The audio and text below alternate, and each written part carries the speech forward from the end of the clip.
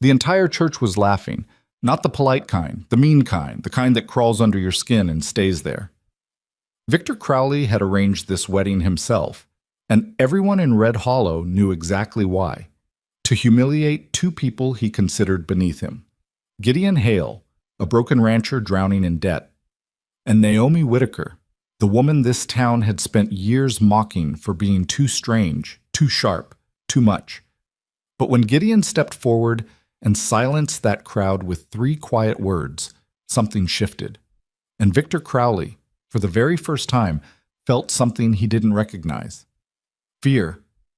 If this story moves you, hit that like button and drop a comment telling me what city you're watching from. Let's see how far this story travels together. The morning Gideon Hale rode into town to sign his life away, the sky above Red Hollow was the color of a bad bruise, that particular shade of purple-gray that rolls in from the mountains before a hard storm and doesn't leave for days. He noticed it, the way ranchers always noticed weather, cataloging it in the back of his mind even when the front of his mind was busy with worse things.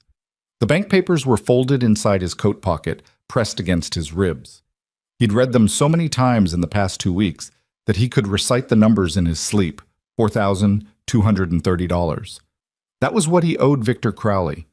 That was the weight he'd been carrying since the drought hit 3 years ago and took half his herd and all of his wife. He didn't let himself think about Clara often. But today, riding down the main street of Red Hollow, with mud caking his horse's fetlocks, and the wind cutting through his jacket like it had a personal grudge, he thought about her. She would have hated this. She would have told him to fight. She also would have known, better than he did, that sometimes you run out of ways to fight. Crowley's office sat at the far end of Merchant Street, a 2-story building that was noticeably newer and better maintained than everything around it. The sign above the door read, Crowley Financial, Land, Loans, and Legal Services. 3 businesses under one roof, which was exactly the kind of arrangement that should have made people suspicious, but somehow never did. Victor Crowley had a way of making his consolidation of power look like a public service. The man himself was waiting at the top of the stairs when Gideon came in, which Gideon hadn't expected. Crowley was in his mid-50s, thick through the shoulders, with white hair combed back from his face, and a suit that was too fine for a Tuesday morning in a frontier town. He had the particular confidence of a man who had never, in recent memory, been told no. Hail! He didn't come down the stairs. He waited for Gideon to come up to him. You're 7 minutes late. Road was muddy. Roads are always muddy in October. You should have left earlier. He turned and walked back into his office, and Gideon followed because that was what you did with Victor Crowley. You followed. Sit down. Gideon sat. The chair across from Crowley's desk was slightly lower than it should have been. Gideon had heard other men mention it, the way the chair made you feel smaller without being able to explain exactly why. He understood now. Crowley settled into his own chair and folded his hands on the desk. Between them sat a stack of papers that Gideon recognized as his loan documents, annotated in red ink. I've been reviewing your account, Crowley said. The situation is worse than we discussed last month. I know what my situation is. Do you? Crowley opened the top folder. Because I'm looking at 3 missed payments, a herd that's down to roughly 60 head, and a note that comes due in February. Your February. Not some vague future February. 4 months from now. He paused. What are you planning to do about it? Gideon had been planning to ask for an extension. He'd rehearsed it on the ride over. Calm, reasonable. The kind of ask that acknowledged the debt without groveling for it. But something in the way Crowley said the word planning, the slight curl at the corner of his mouth, made Gideon go still. What are you proposing? He asked instead. Crowley leaned back. I have a proposition, not an extension, something more permanent. He let that sit for a moment. You know Nathan Whitaker? The name landed oddly. The accountant, passed away last spring. Left behind a daughter. Naomi. Another pause. You know of her? Gideon knew of her the way everyone in Red Hollow knew of her, which was to say, he'd heard the jokes. Naomi Whitaker was 31 years old, had never married, kept almost entirely to herself, and had spent the better part of a decade working alongside her father in an accounting practice that had never quite recovered from the rumors people spread about her. That she was strange, that she said peculiar things at social gatherings, that she'd once corrected the mayor's arithmetic in public and hadn't seemed to understand why that was a problem. "I know who she is," Gideon said carefully. "She's in a difficult position. The practice is gone, the house has a lien on it, and she has no male relative to manage her affairs." Crowley's tone was perfectly even, the way a man sounds when he's already decided something and is only now getting around to explaining it to you. "She needs a husband. You need your debt restructured. I'm proposing an arrangement." The office went very quiet. Outside, Gideon could hear the distant sound of a wagon rolling over the planks of the main street. "You're proposing I marry Naomi Whitaker." "I'm proposing you marry Naomi Whitaker, after which I will extend your loan by 2 years, reduce the interest rate, and forgive the 3 outstanding payments." He slid a paper across the desk. "It's a generous offer, Hale. More generous than your situation warrants." Gideon looked at the paper without picking it up. "Why?" "Why what? Why do you care if she gets married? What does it matter to you?" Something moved behind Crowley's eyes, quick, like a fish beneath dark water. "I was a friend of her father's. I feel a responsibility." It was a lie. Gideon didn't know what the truth was, but he knew it was a lie, the way you know certain things in your gut before you can put words to them. But $4,000 was $4,000, and February was 4 months away, and Clara had been dead for 3 years, and the ranch was the last thing he had left of her. "I'd need to speak with Miss Whitaker first," he said. "Of course." Crowley was already moving the papers back into their folder. "I'll arrange it." He met her the following Thursday, at Crowley's insistence, in the sitting room of the boarding house where Naomi had been living since the lien forced her out of her childhood home. The room smelled like old wood and lavender soap, and Naomi Whitaker was already there when he arrived, sitting very straight in a chair near the window with a book closed in her lap and her hands folded on top of it. She was not what he'd expected, though he'd have been hard-pressed to say exactly what he had expected. She was thin, with dark hair pinned up in a way that looked more functional than fashionable, and she had the kind of eyes that seemed to be measuring things, distances, angles, degrees, even when she was sitting perfectly still. She wasn't pretty in the conventional sense, but she wasn't plain either. She was just very much herself, in a way that was slightly unsettling if you weren't used to it. "Mr. Hale," she said when he came in, "please sit down. I made tea, but it's probably too hot still. I've been here for 11 minutes, and I put the kettle on right when I arrived, which was 4 minutes too early." He sat. "That's all right." "I'm not good at small talk," she said, with no particular apology in her voice. "I find it inefficient, so if you don't mind, I'd like to say what I actually want to say." "Go ahead." "I know what Crowley told you about me needing a husband, about it being a favor to my father." She looked at him steadily. "None of that is the whole truth. I don't know exactly what he wants, but I know he wants something. My father's records, most likely. Or access to something my father knew." She paused. "I'm telling you this because if we're going to enter into this arrangement, I think we should be honest with each other." Gideon stared at her for a moment. "That's a strange thing to say to a man you've just met." "Maybe, but it's the true thing, and I'd rather say the true thing." She poured the tea carefully, without spilling. "I also want you to know that I understand what you're getting out of this. Crowley told me about the loan. I'm not going to pretend we're something we're not." She set the cup in front of him. "What I'd ask in return is that you give me honest dealing. I don't need affection. I do need respect." He looked at her for a long moment. "That seems like a fair trade." Something in her shoulders shifted, just slightly. Not quite relief, but something adjacent to it. "Good," she said. "Then I think we can probably make this work." The wedding was set for the 3rd Saturday of October. Word got around Red Hollow the way word always got around in small frontier towns. Fast, thorough, and with embellishments. By the time the actual day arrived, the story had been told and retold enough times that what began as a financial arrangement had become something of a town event. Not a celebratory event, a spectacle. Gideon knew it the moment he rode past the feed store on the morning of the ceremony and caught 2 men he vaguely recognized leaning against the wall, grinning. One of them said something to the other that Gideon couldn't hear, but the laughter that followed it wasn't hard to interpret. He told himself it didn't matter. He'd been to enough funerals in the past 3 years, Clara's and his friend Bert Calloway's the winter before, and his father's 6 years back, to have a reasonable sense of what actually mattered and what didn't.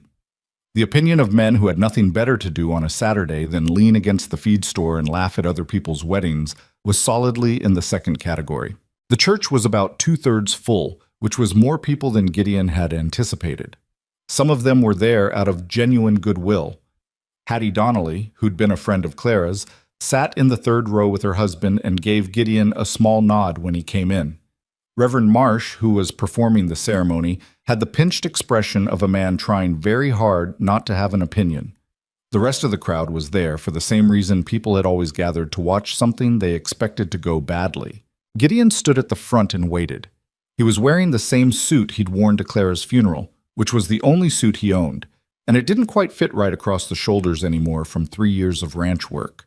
He'd noticed that morning in the mirror and felt a brief, complicated guilt about it before deciding there was nothing to be done.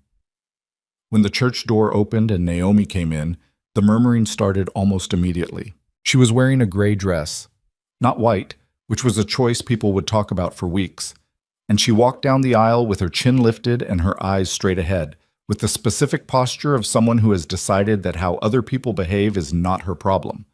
Someone near the back made a sound that was somewhere between a laugh and a whisper. Someone else didn't bother to disguise it as anything other than laughter, open and mean and carrying clearly in the wooden room. Naomi's step didn't falter, but Gideon watched her jaw tighten. He'd meant to just stand there. He'd meant to get through the ceremony without making anything worse.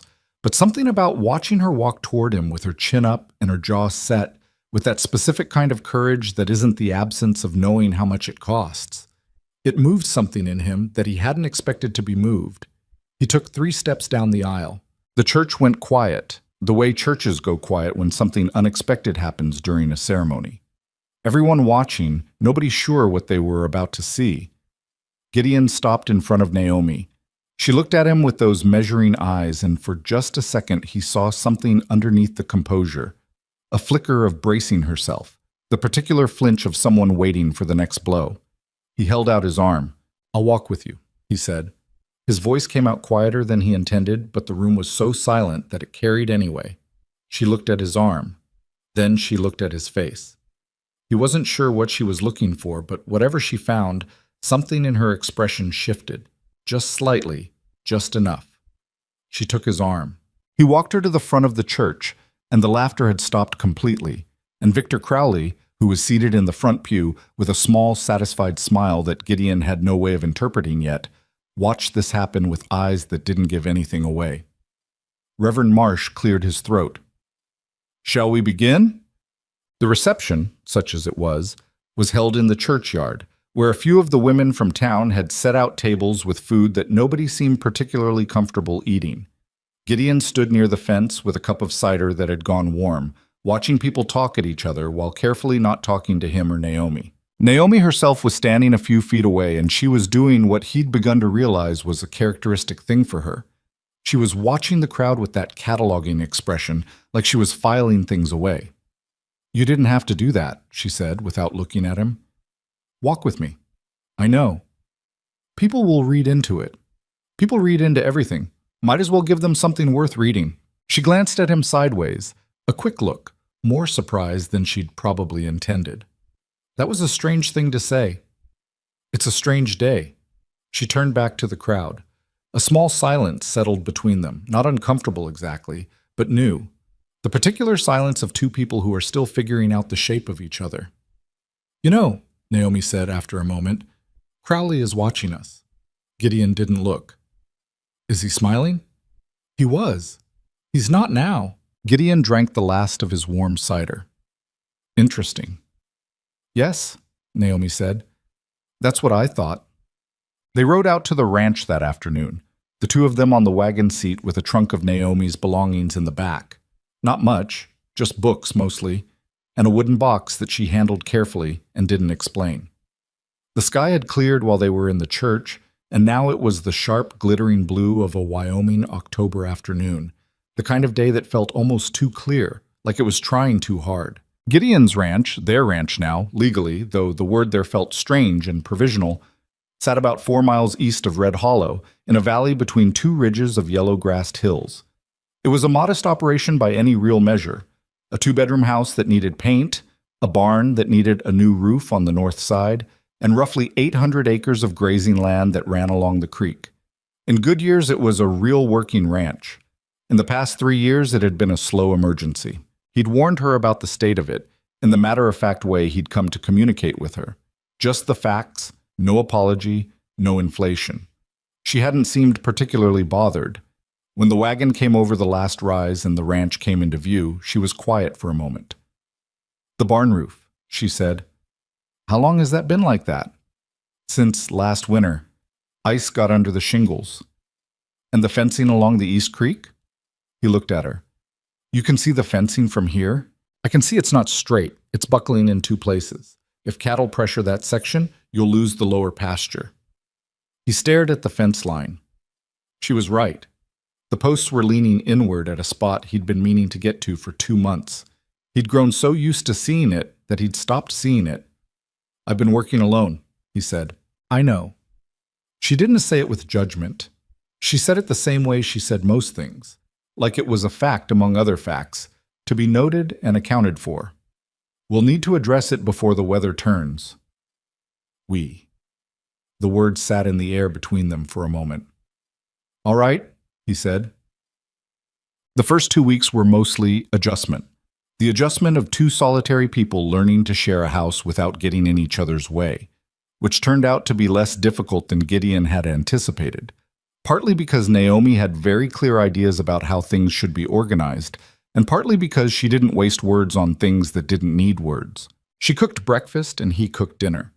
She kept her books stacked in a particular order in the sitting room, and he didn't touch them, and she didn't comment on the way he left his boots just inside the door instead of on the porch.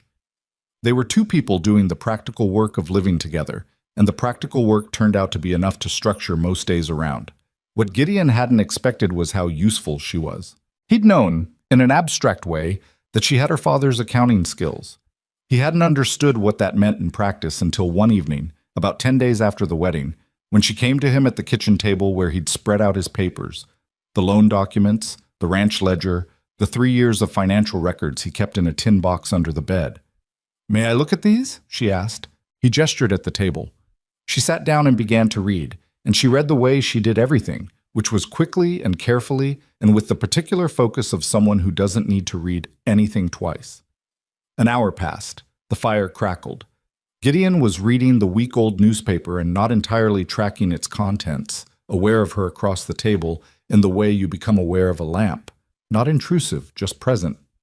Then she said, "Gideon." Something in her voice made him put the paper down. She was looking at the loan documents, not at him. At the documents. The way you look at something when you're confirming something you hoped you were wrong about. "When did Crowley change the interest calculation method?" He frowned. "What do you mean? In this first contract, the one from 4 years ago, the interest compounds annually, but in the renewal 3 years ago, the language changes. It's subtle. He uses the word accrued instead of compounded, and he moves the calculation period from the end of the year to the end of each quarter." She placed the two documents side by side. "Come look at this." He came around the table and looked where she was pointing. "I don't see—" "Here. And here." The difference in phrasing changes how interest is calculated on the outstanding balance. It's not a large difference per quarter, but over 3 years. She reached for a piece of paper and wrote a number. Gideon looked at the number. "That can't be right. I've checked it 4 times. She finally looked up at him. "You've been overpaying interest for 3 years, Gideon, and there's a clause in here," she pointed to a paragraph buried in the middle of page 4, "that allows Crowley to declare the loan in default if the principal doesn't decrease by a set amount per year, an amount he set after the renewal." Gideon sat down slowly. "The drought years," he said. "Yes. The same years when your income dropped and you couldn't make the full payments, which means he had the legal, or at least the technical, ability to call the loan at any point in the past 2 years, and he didn't." She set the pen down. "Which means he was waiting for something." The kitchen was very quiet. "Waiting for what?" Gideon asked. "I don't know yet." She looked back at the papers. "But I'm going to find out." But she found the first piece 3 days later. She'd been going through her father's papers, the wooden box from her trunk. and she'd found a folder of notes he'd kept. Nathan Whitaker had been a meticulous man, the kind of accountant who wrote down not just numbers but observations, anomalies, patterns, things that didn't quite add up. In the margin of one page, dated about 2 years before his death, he'd written CR, Plummer Creek Water Rights. Survey discrepancy, see 1889 county records. Naomi brought it to Gideon at dinner. Plummer Creek, she said, that runs through the eastern edge of your property. It does. Runs through about 6 other properties, too, before it joins the Powder River. Were there ever any disputes about the water rights? Gideon thought. Not that I know of. The creek's always been shared. It's been that way as long as anyone can remember. But is it legal? Is there paperwork? He looked at her. I don't know. I inherited the land from my father. The water rights were already established. And when was the last time anyone verified the county survey for that section? He didn't have an answer for that. He was starting to realize that there were many things he didn't have answers for that he probably should. My father thought something was wrong, Naomi said. Not with drama, just with that steady certainty she brought to most things. Whatever Crowley is doing, it's not just about collecting loan payments. It's bigger than that. She paused. I need to go to the county seat and look at the land records. That's a day's ride. I know. She looked at him. Can you manage the ranch for 2 days? He almost said I've been managing it alone for 3 years, but he caught the edge of that before it came out, because it wasn't the right response, and also because it wasn't quite true anymore. Yes, he said. I'll manage. She came back on the evening of the second day with a saddlebag full of copied records and a look on her face that he'd begun to recognize. Not upset exactly, but the particular expression of someone whose suspicions have been confirmed and who is not entirely glad about it. She spread the copies on the kitchen table while he finished making dinner, and by the time he set plates down, she'd organized them into 3 separate piles. There's a discrepancy in the survey records for Plummer Creek, she said. The 1882 survey and the 1891 survey don't match. The boundary line moved, not by much, about 40 feet, but it moved in a way that would shift the water rights on 6 properties. Shifted them to who? She looked at him. A land company registered out of Cheyenne, Crowley Holdings. Gideon set down his fork. He doesn't own the creek, Naomi said. Not yet. And technically the old survey is still the valid one. The 1891 survey was never properly filed. But if he ever brought a legal challenge and if nobody was watching the records closely enough, she paused, he'd have the paperwork to argue for it. How many ranches does this affect? At least 6 that I can see. Possibly more if I look further upstream. She straightened the papers. And 2 of those ranches have the same kind of loan structure yours has. Same language, same compound interest shifts. Gideon stared at the papers. He was not a man who frightened easily. The frontier had worked most of that out of him over the years. But what he felt looking at those papers was something close to a cold, settling dread. Not fear of what Crowley could do. Something more like the feeling of realizing the ground you've been standing on is not what you thought it was. He's been building this for years, Gideon said. Yes. Naomi looked at him. He was never just a lender, Gideon. He's been constructing something. And your ranch, and those other ranches, they're pieces of it. What do we do? She folded her hands on the table. We need to talk to the other families, the ones with the same loan structure. She paused. And we need to do it quietly. If Crowley knows we're looking, he'll move faster. Gideon was quiet for a moment. Then, you understand what you're walking into. If we go after Victor Crowley in this county, I know. He has the judge. He has half the county council. He has lawyers in Cheyenne. I know that too. She met his eyes. But he doesn't have the records. And right now, we do. It was the steadiest thing he'd heard in a long time. He sat across from her, at his own kitchen table in his own failing ranch, and he looked at this woman he'd married for debt relief and found that somewhere in the past 3 weeks, without quite marking when it happened, he'd begun to trust her. All right, he said, we'll start with the Beckett family. Sam Beckett has been underwater with Crowley for 2 years. I can ride out tomorrow. I'll come with you. He almost argued. The ride was rough, and it wasn't... He stopped himself. She'd just ridden 2 days to the county seat and back alone. He didn't have a good reason to argue. All right, he said again.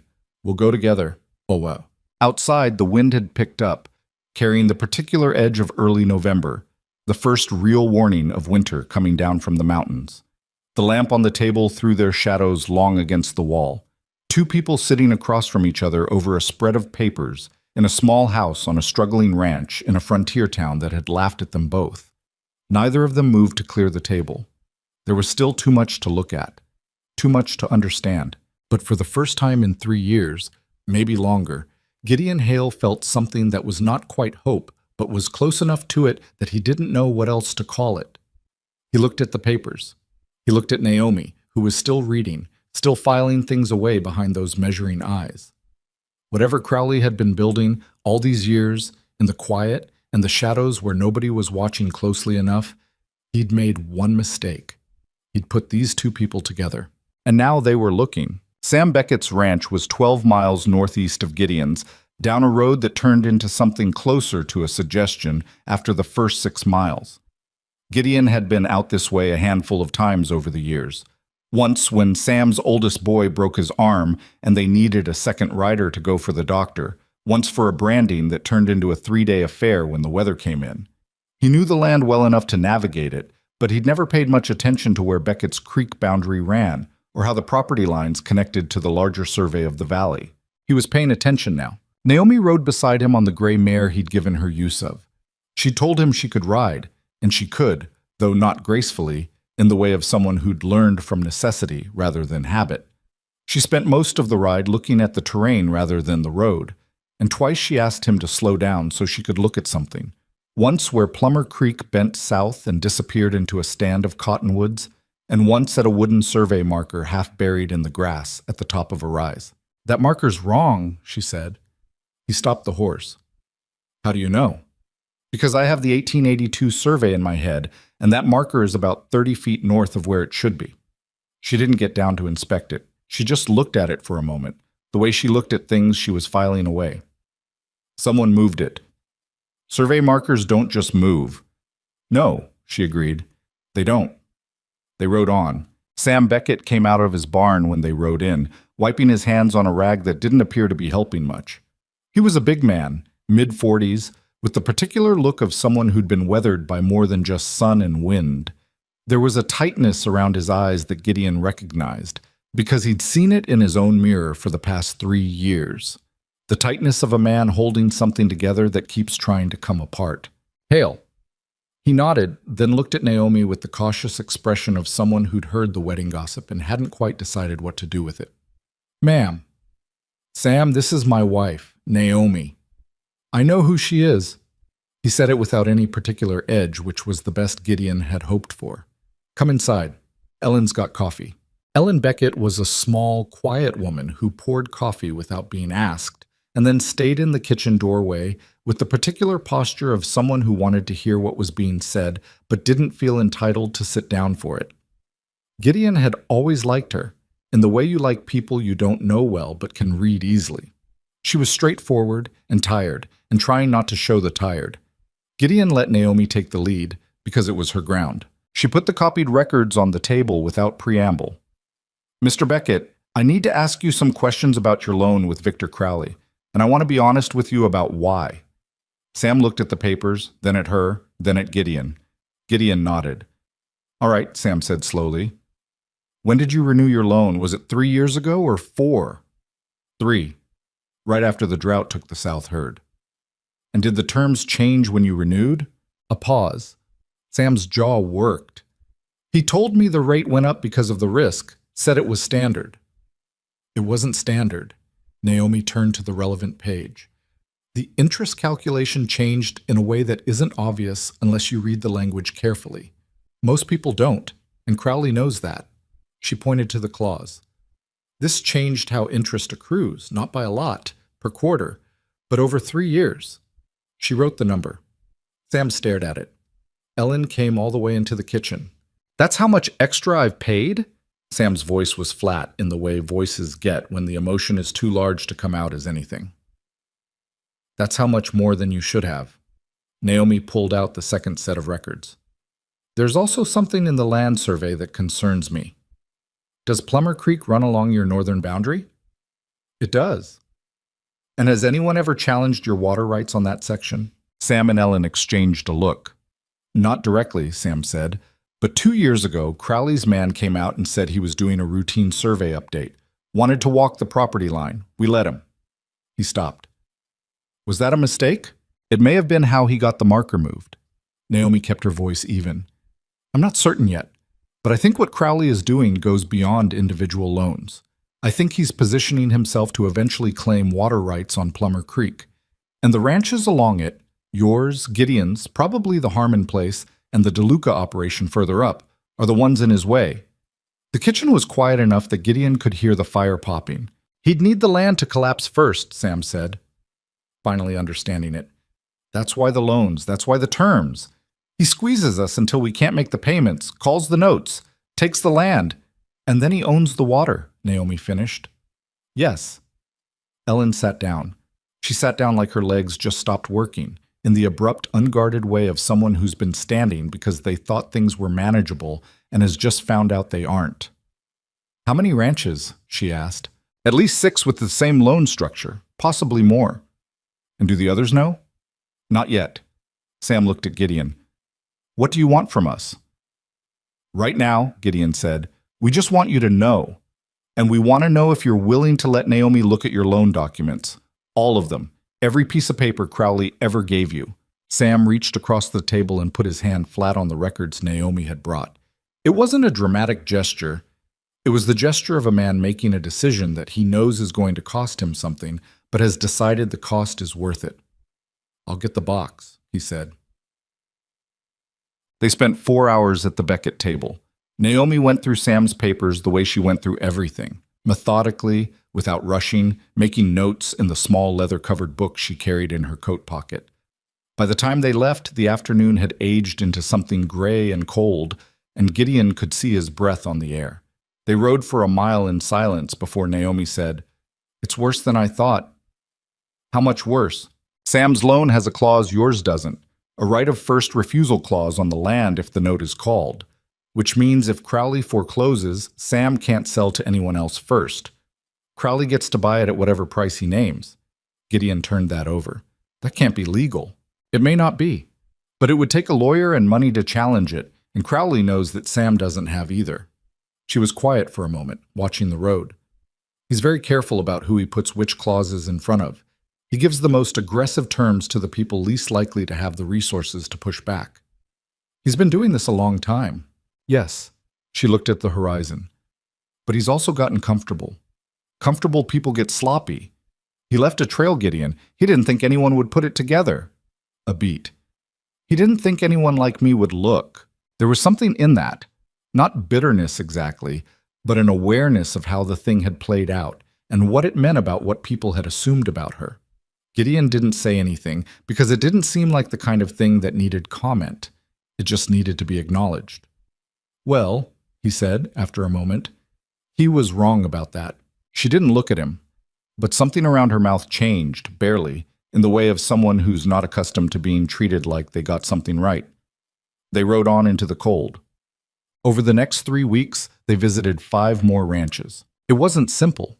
2 of the families were suspicious at first. Word had gotten around about Naomi in ways that weren't flattering, and the idea of letting this odd, solitary woman they barely knew look through their private financial papers was not an easy sell.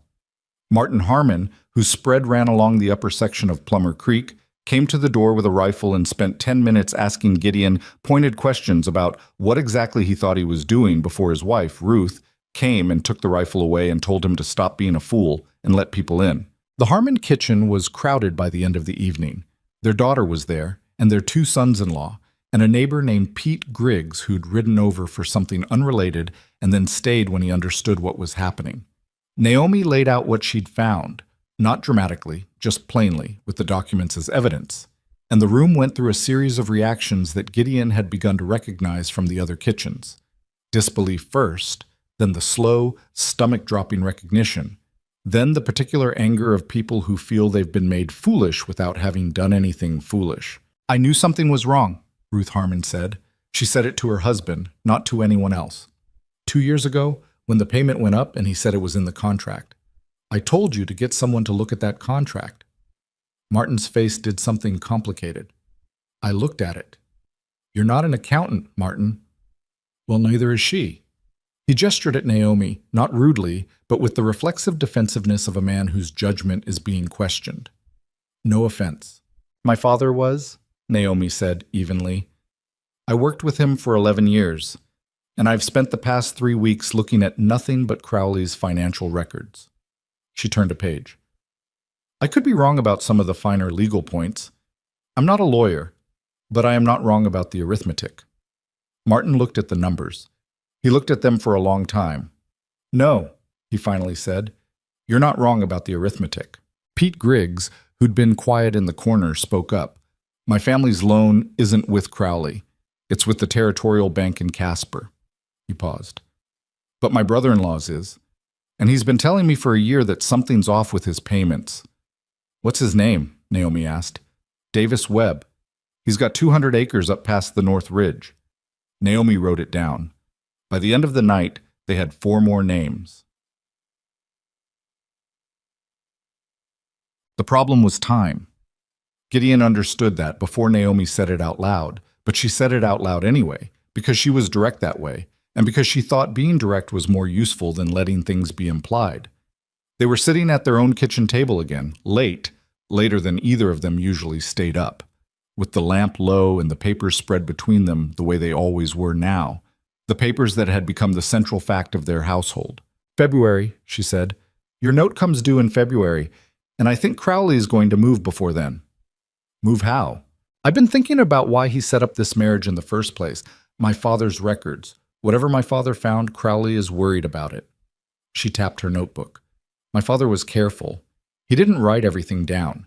He was smart enough to know that written things can be found. But there are enough hints in his notes that I think he was building something, some kind of formal accounting of Crowley's practices. Did he finish it? I don't know. I haven't found it. She paused. But if Crowley thought he had, or that I might find it, then this marriage wasn't about getting me taken care of. It was about controlling what I could access, what I could do. A married woman's legal standing is, she stopped, chose her words, limited. Gideon had not thought about that. He looked at her across the table. Naomi, I'm not saying you would. I know you wouldn't. She met his eyes, and there was something in her expression that was different from the early days. Less armored, not quite, but more willing to be in the same room with uncertainty. I'm saying it was Crowley's thinking. He put me in a position where, if I found anything, he thought he'd be able to manage it through you. A small pause.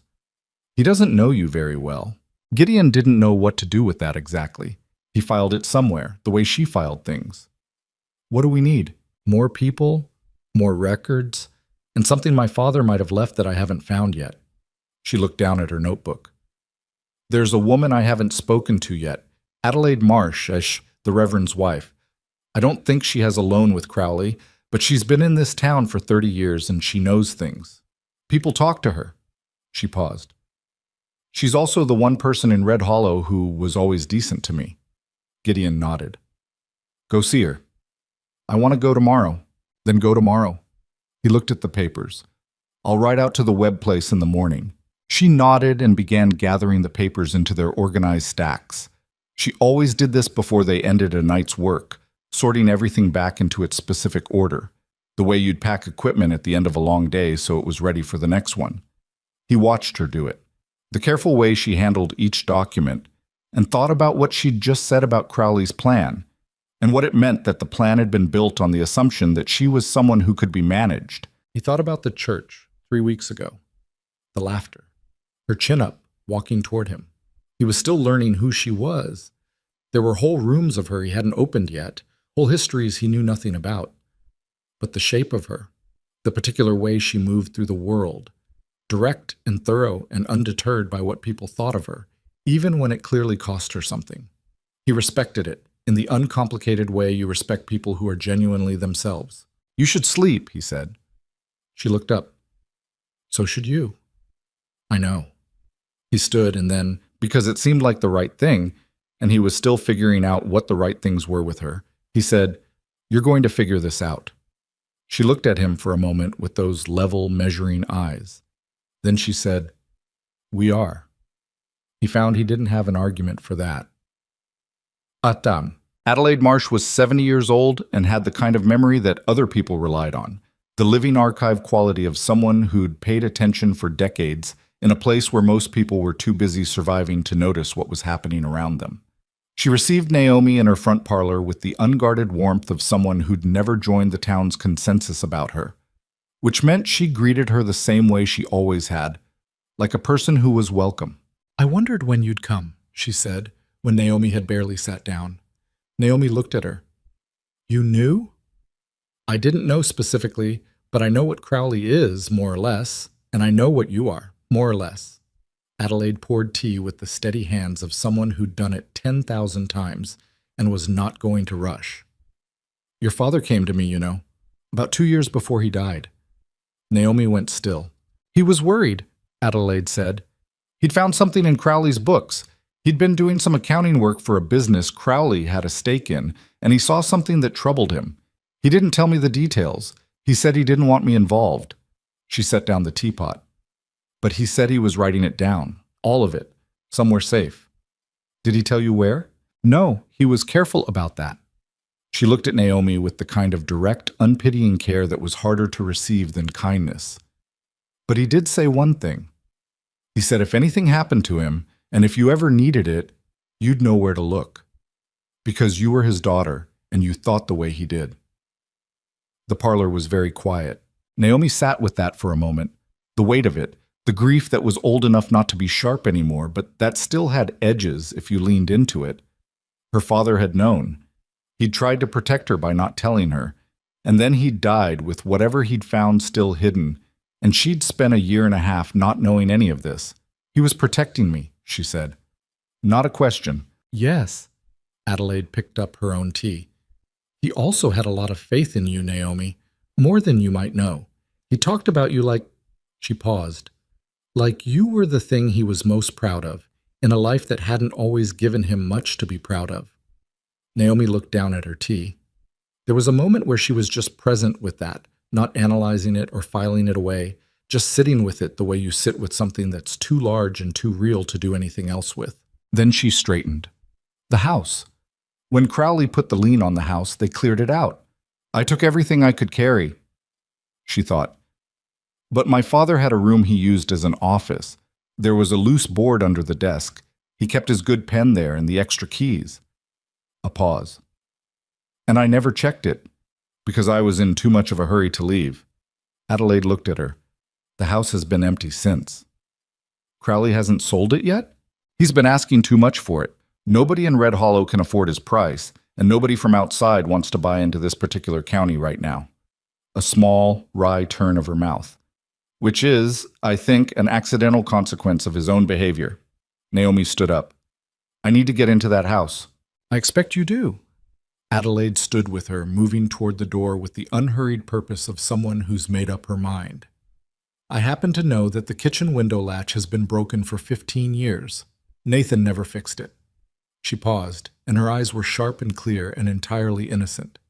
"I have no idea if that's still the case." It was still the case. Gideon came with her, which she hadn't asked for but hadn't objected to either. They went at dusk, when the main street was quiet enough that 2 people walking to the edge of the residential section drew no particular attention. The Whitaker house was a modest 2-story on the far end of Crane Street, with a front porch that needed paint and a yard where the garden had gone to seed in the 1.5 years since Nathan died. Naomi hadn't been back since the day she left. She stopped at the gate for a moment, just a moment, and looked at the front of it. Gideon didn't say anything. He understood more or less what it cost her to be standing there. "All right," she said to herself as much as to him. "Let's go."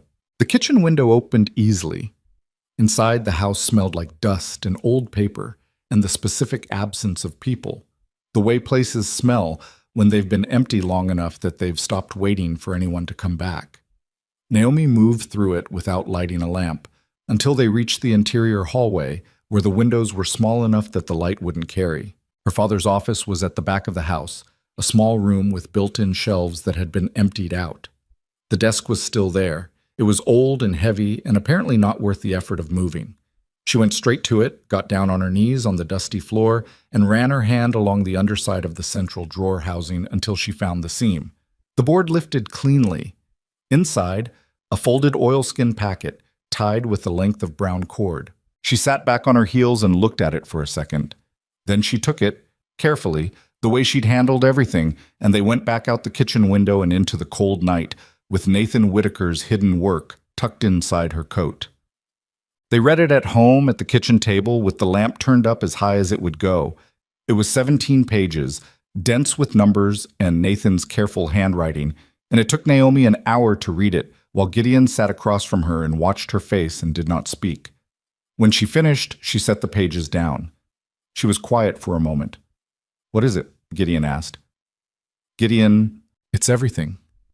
Her voice was steady, but something underneath it wasn't quite. "He found the same survey discrepancy I found, and 3 more I didn't. He traced the loan manipulation back 7 years. He has names, dates, transaction records." She stopped. "And there's something else.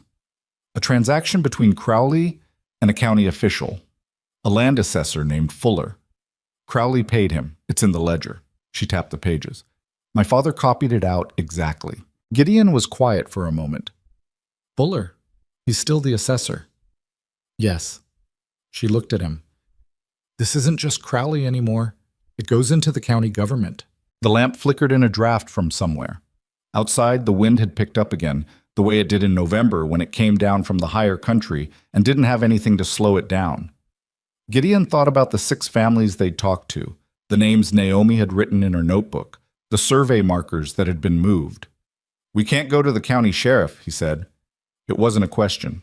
"Not yet. Not until we know who else is involved." She began carefully refolding the pages back into the oilskin packet. "We need more people, Gideon, and we need a lawyer who isn't Crowley's. There's a man in Buffalo, Tom Aldridge. He came out here 2 years ago, set up a practice. He's not local, which means Crowley doesn't have 15 years of favors on him. Can you get to him without Crowley knowing?" "I can try."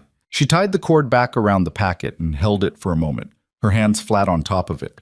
He watched her, the weight of what her father had left her, not just the document, but the whole truth of what he'd known and carried alone and tried to protect her from, and what it had cost him. "He was right," she said quietly. "That I'd know where to look." Gideon didn't fill that with anything. He let it sit the way it needed to. Then she set the packet down, opened her notebook, and picked up her pen. "All right," she said, "let's make a list." Tom Aldridge's office in Buffalo was smaller than Gideon had expected.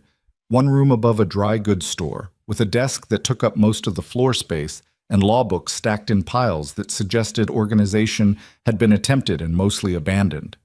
Aldridge himself was younger than Gideon had pictured, maybe 35, with ink on his fingers and the slightly rumpled look of a man who worked late and didn't always remember to eat. He listened without interrupting, which Gideon appreciated.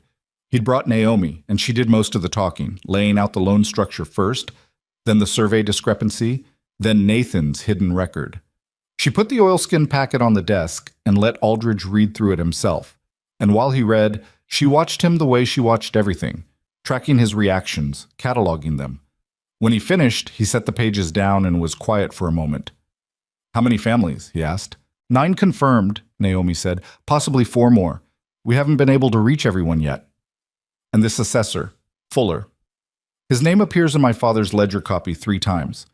2 payments and 1 notation that says, she quoted from memory, F confirmed new boundary line, Northeast Harmon parcel, paid from CR operating account, not on record." Aldridge leaned back in his chair. It creaked badly. He looked at the ceiling for a moment, and Gideon recognized the expression. It was the look of a man doing rapid private arithmetic about risk. "I need to be straight with you both," Aldridge said. "Victor Crowley has been operating in this territory for 20 years. He has a relationship with the circuit judge, whose name I won't say in this office because walls are thin. He has lawyers in Cheyenne who are considerably better paid than I am." He paused. "What you have here is compelling. It's more than compelling, but compelling and winnable are not the same thing." "What do we need to make it winnable?" Naomi asked. "Volume. The more victims who testify, the harder it is to discredit any one of them. You'd need at least 6 families willing to stand up in open court and say what happened to them. He picked up Nathan's pages again. And this is significant. This is your anchor, but it needs to be authenticated. Crowley's lawyers will argue it's fabricated. My father's handwriting is on file with the county clerk's office. He notarized documents there for 15 years. Aldridge looked at her. You've thought about this. I've had 11 days. He almost smiled. Not quite, but almost. There's another problem. The Territorial Cattle Association is holding its annual gathering in 3 weeks. Red Hollow is hosting it this year. It rotates by county. Half the territory's ranchers will be in town for 2 days. He set the papers down carefully. That's either the worst possible timing or the best. Gideon caught it before Naomi said anything. Because if it goes public there, in front of 500 ranchers from across the territory, Crowley can't quietly make it go away. He can't settle it behind closed doors. Whatever happens, happens in front of witnesses from every county. Aldridge looked between them. It's a risk. He'll know he's cornered, and cornered men do things. But if you have your evidence organized, your witnesses ready, and your documents in order, we'll be ready, Naomi said. Gideon looked at her sideways. 3 weeks was not a lot of time. She knew it as well as he did. Aldridge picked up his pen.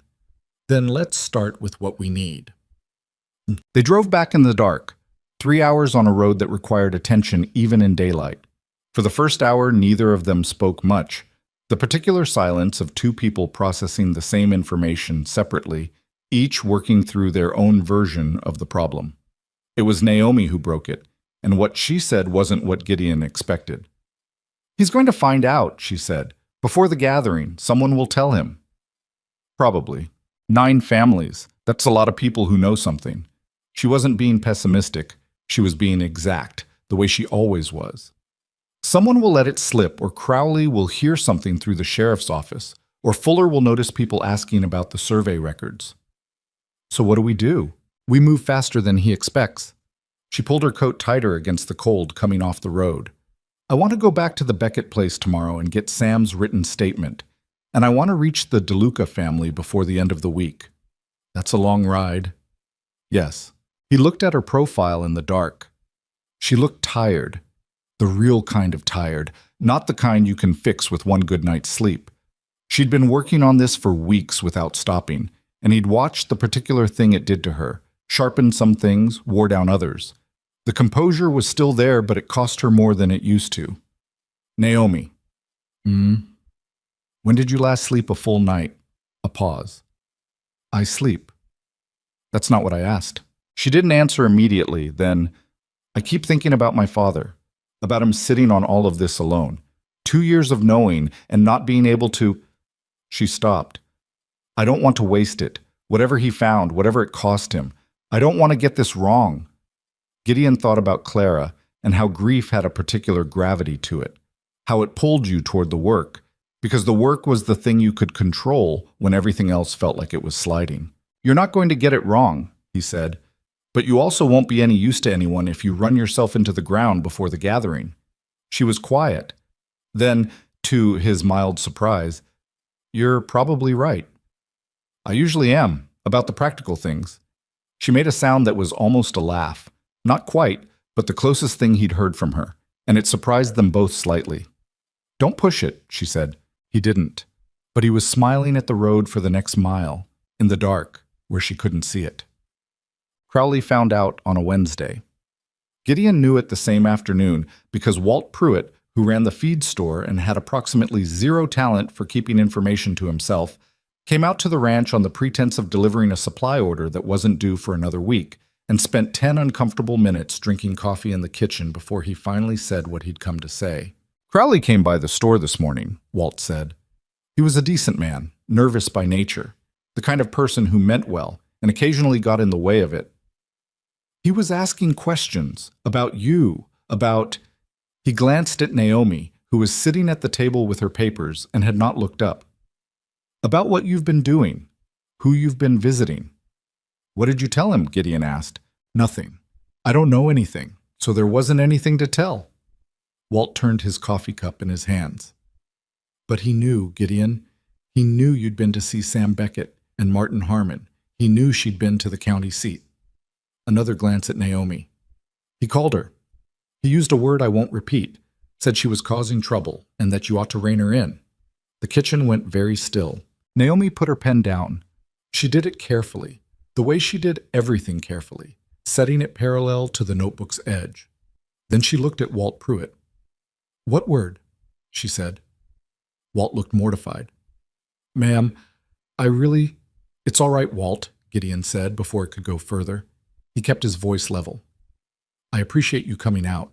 After Walt left, the kitchen stayed quiet for a moment. Gideon looked at Naomi. She was looking at the table, and the particular set of her face was not anger exactly. It was the look of someone absorbing information and deciding what to do with it. "He's rattled," she said finally. "You're not going to address the other part? What would be the point?" She picked up her pen again. "Men like Crowley say those things because they think it works. Because it usually has." She opened the notebook. "We have 17 days until the gathering. That's what matters." He watched her. She was right, and he knew she was right, and the rational part of him agreed with her completely, but something under that was having a harder time settling. "I'll ride to the DeLuca place tomorrow," he said. She shook her head. "We go together. I need to hear what they say directly." She looked up at him. "And Gideon? From here on, we should assume he's watching our movements, so we need to be more deliberate about how we approach the remaining families." "How?" "Church," she said. "Sunday service. If people come to us in a public place where it looks like normal social interaction." She tapped the notebook. "It's less obvious than riding out to individual ranches." He considered it. "You want to use church as a meeting point. I want to use the churchyard after service. Standing around talking after Sunday service is what people do. Nobody looks twice at it." She paused. "Adelaide Marsh can help us. She already knows most of these families." It was a good plan. It was also the kind of plan that required things to go smoothly, and Gideon had enough experience with the world to know that things rarely did. But it was better than what they had, which was 17 days and a man who now knew they were coming. "All right," he said. Must see. The next Sunday was cold and clear, the particular blue-bright cold of early December in Wyoming that made everything look sharp and a little too real. The churchyard after service was crowded in the way churchyards get when the weather is good enough that people feel the relief of being outside after being inside. Conversation spreading out, children running, the informal business of a community happening in the spaces between the formal business. Adelaide Marsh was better at this than anyone. She moved through the churchyard with the unhurried ease of someone who'd been doing it for 30 years, pausing here, touching an arm there, steering people in directions they didn't quite realize they were being steered. By the end of the first hour, she'd gotten Gideon into quiet conversations with two families he hadn't reached yet, the Prentice family from up near the ridge, and old Douglas Carey, who ran a small operation on the flat and had been fighting his loan terms for a year without knowing exactly what he was fighting.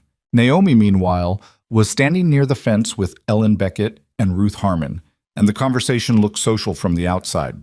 3 women talking, but Gideon caught enough to know it wasn't.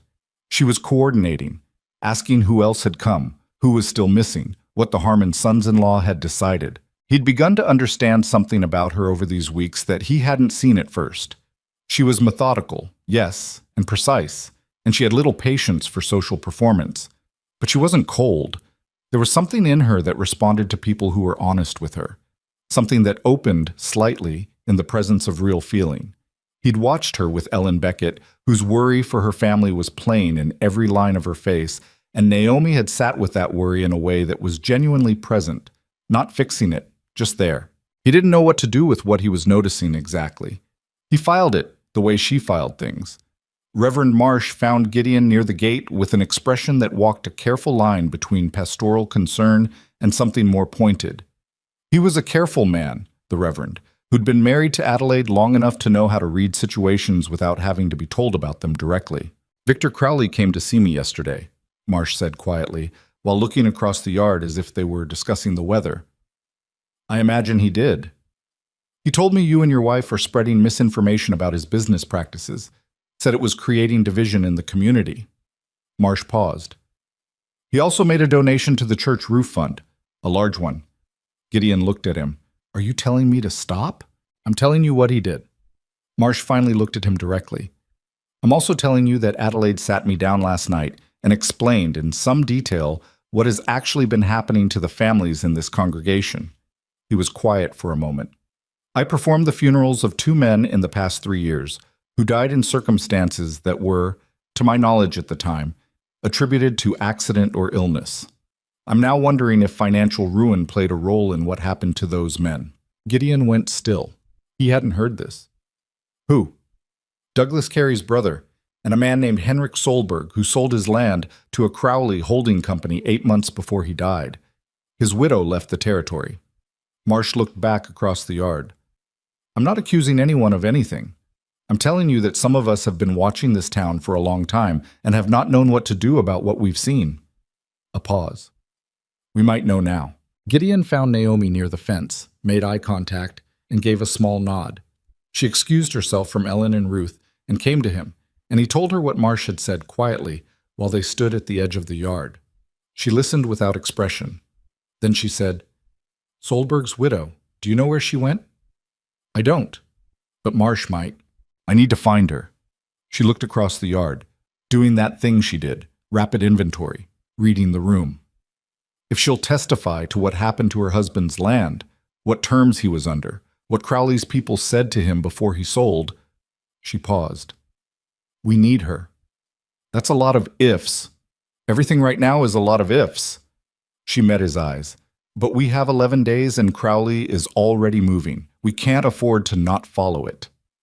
Crowley moved faster than they'd expected. 3 days before the gathering, Sam Beckett rode out to the ranch in the middle of a Tuesday afternoon with mud on his coat and a look on his face that told Gideon everything before he said a word. He called my note, Sam said, at the kitchen table, while Ellen sat beside him with her hands folded too tightly in her lap. This morning. His man came out with a letter, said I was in default, cited the clause about the principal reduction, and that I had 30 days to pay the full amount or forfeit the property. Naomi looked up from the letter Sam had brought. 30 days? That's what it says. He's trying to force your hand before the gathering. If you're in active foreclosure, you look like a desperate debtor rather than a witness. She read the letter again. This is deliberately timed. Can he do it? Ellen asked. Her voice was very even, the way voices get when the alternative is not being even. Legally? The clause exists, Naomi said. Whether it's enforceable is a different question. Tom Aldridge needs to see this today. She looked at Gideon. Can you ride to Buffalo? I'll leave now. Tell Aldridge we need an emergency injunction. If we can get a judge to pause the foreclosure proceeding until after the gathering. She stopped. Not the county judge. He'd have to file it in the next district. That's a 2-day ride. I know. She was already on her feet, going to her notebooks. Take Nathan's records with you, the authenticated copies we made. Aldridge needs to go to Judge Carver in the next district, not locally. Sam was watching her with an expression that Gideon had seen before on the other families. The particular look of a man who has been drowning and has suddenly grabbed something solid. Not saved yet, just holding on. Will it work? Sam asked. Naomi looked at him. She didn't give him the comfortable answer. I don't know, but we're going to try everything we have. She paused. And Sam, you need to tell the other families what he's done. All of them. Today if you can. Why? Because he's shown us his hand. He's scared, and when scared men act, they usually overreach. She set the letter down. He just gave every one of those 9 families a very clear picture of what happens if we lose, which means they have a stronger reason to stand up. Ellen reached across the table and put her hand over Sam's. It was a small gesture, private, the kind that belonged to people who'd been through things together and knew what the other person needed without being told. We'll talk to them, Ellen said. Gideon rode to Buffalo in a day and a half, pushing the horse harder than he liked. Aldridge heard the case and did what Naomi had predicted.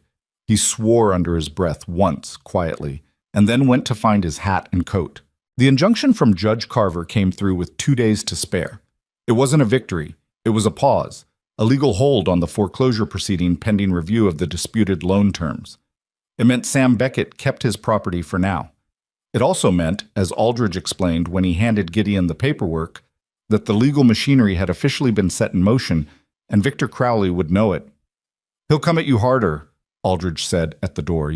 "You understand that." "We understand it. The gathering is in 2 days. Are your people ready?" Gideon thought about Naomi at the kitchen table, the lamp low, the papers spread out in their careful order, the list in her notebook that had grown from 9 families to 13, Nathan Whitaker's 17 pages of hidden record, authenticated now and copied 3 times over, copies held in 3 separate locations because Naomi didn't believe in single points of failure. "Yes," he said, "we're ready." The night before the gathering, it snowed. Not hard, just enough to put a thin white coat over the town of Red Hollow and make everything look briefly clean and quiet. Gideon stood on the porch and watched it come down for a while, the way you watch weather when you're too tired to sleep and too alert to rest. Naomi came out after a few minutes and stood beside him. She had her coat on and her hair down, which he didn't often see, and she looked at the snow with an expression he couldn't entirely read. "Aldridge will be here in the morning," she said. "I know. The Becketts, the Harmons, the Careys, they all know where to be and when." "I know." She was quiet for a moment. The snow came down soft and steady, the way quiet things sometimes fall. "I keep thinking about what happens if it doesn't work," she said.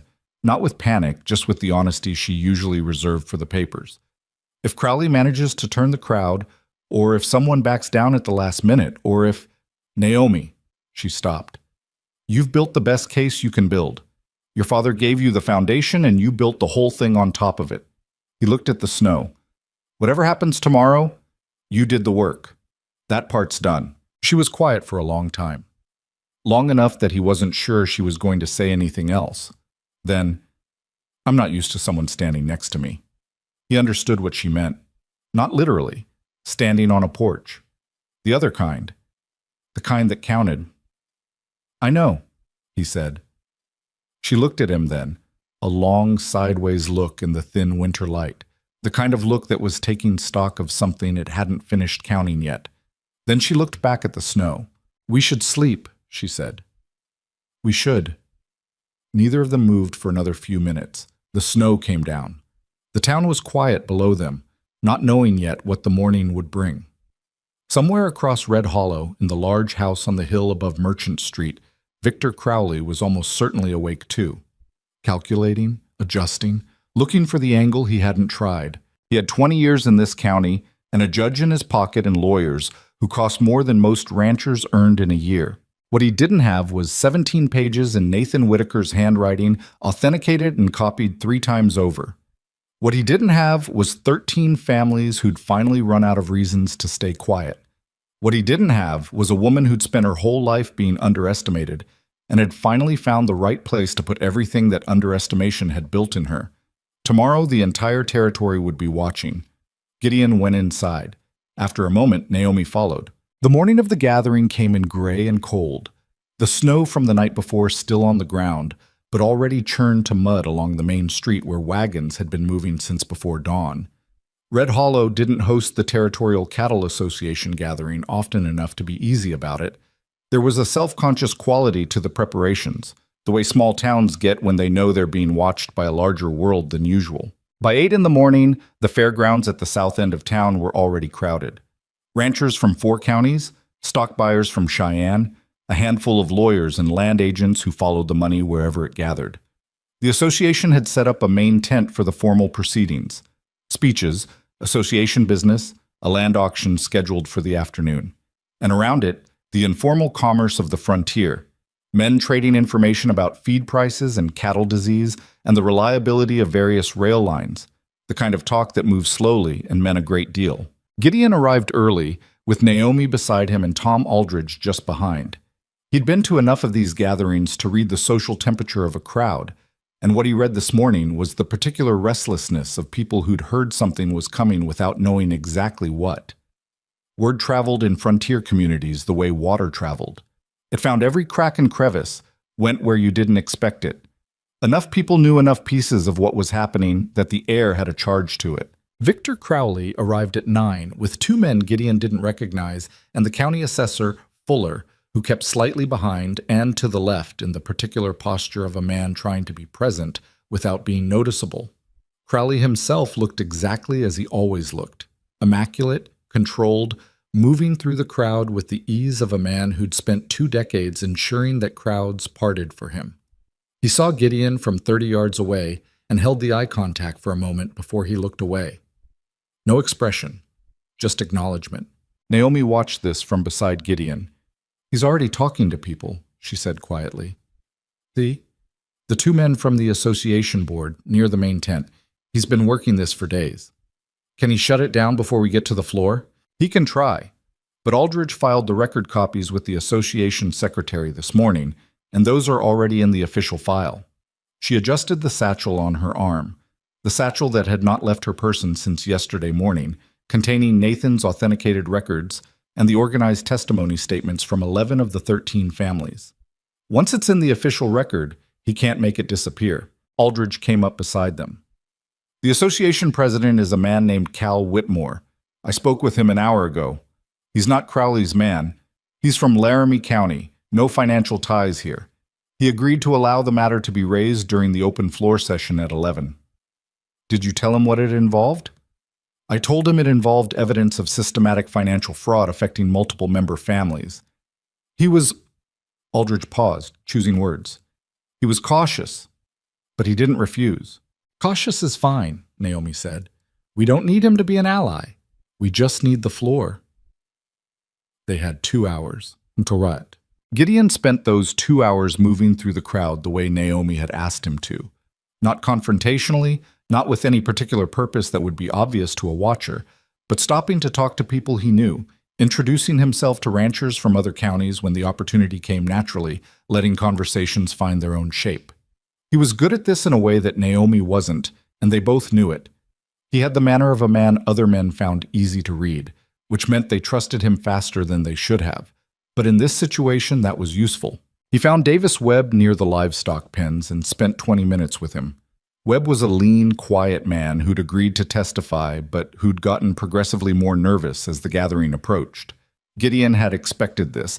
Fear was not the same as cowardice, and the man had a family and a ranch and real things to lose. "I keep thinking about what happens after," Webb said. He was watching the cattle in the pen rather than Gideon, the way men sometimes talk more honestly when they're not looking at you. "Say it works. Say Crowley goes down. But his lawyers are still here. His people are still here. I've got to live in this county after." "So do I," Gideon said. "So does Sam Beckett. So do all of them." "That's not—" "I know that. It's just—" Webb stopped, worked his jaw. "My wife's expecting. Third one. I keep thinking about what I'm putting them through." Gideon looked at the cattle for a moment. He thought about what to say. Not the reassuring thing, the easy thing, because Webb would see through that and it would make things worse. "I don't know how it comes out," Gideon said. "I'd be lying if I said I did, but I know what it looks like if we do nothing. You've seen it already.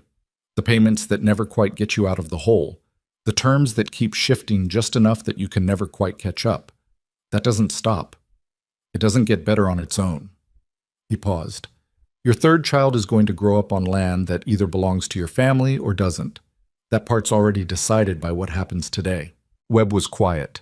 Then he nodded, once, the short nod of a man who's made a decision he'd already half made and just needed to finish making. "I'll be there at 11, he said. At 10:30, Crowley found Gideon. He didn't approach him in the open. He appeared at Gideon's elbow near the edge of the main tent, materializing the way practiced men do when they've been watching your movements and have chosen their moment. He had one of his unnamed associates with him, hanging back just far enough to be deniable. "Walk with me a moment," Crowley said. Not a question. Gideon walked. Not because he felt he had to, but because he wanted to hear it, wanted to know what Crowley thought he had left to play. They moved to the far side of the tent where the crowd thinned. Crowley stopped and turned to face him with the expression of a man who is accustomed to having these conversations and believes he is good at them. "I'm going to be direct with you," Crowley said, "because I think you're a man who prefers it that way." "I do. What your wife has put together, the records, the families, I know what she has. And I want you to understand that it is not what she thinks it is.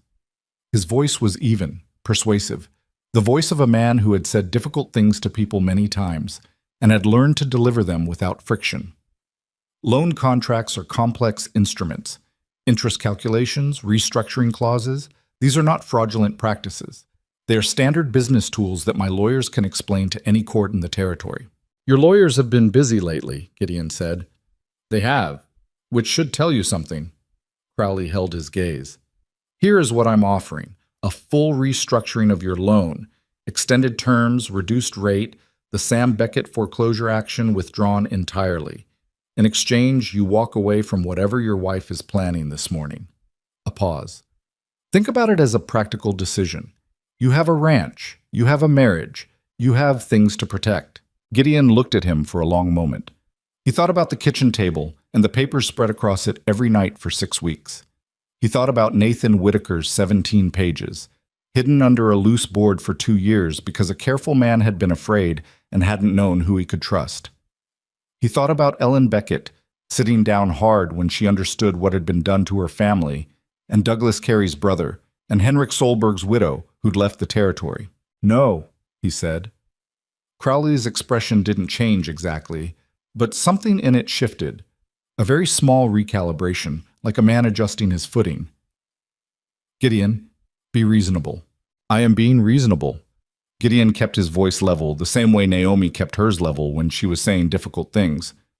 You arranged a marriage to control what my wife could do with what her father found. That's what this whole thing was, from the start. You needed her where you could manage her.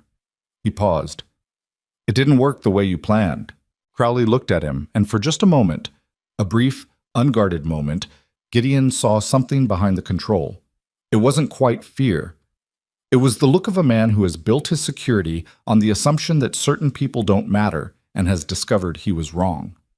Then it was gone. You're making a serious mistake, Crowley said. Maybe. Gideon turned to go. We'll know in about an hour. The open floor session began at 11 with the association's routine business: membership fees, a grazing rights update, a report on rail shipping rates that most people in the tent were only half listening to.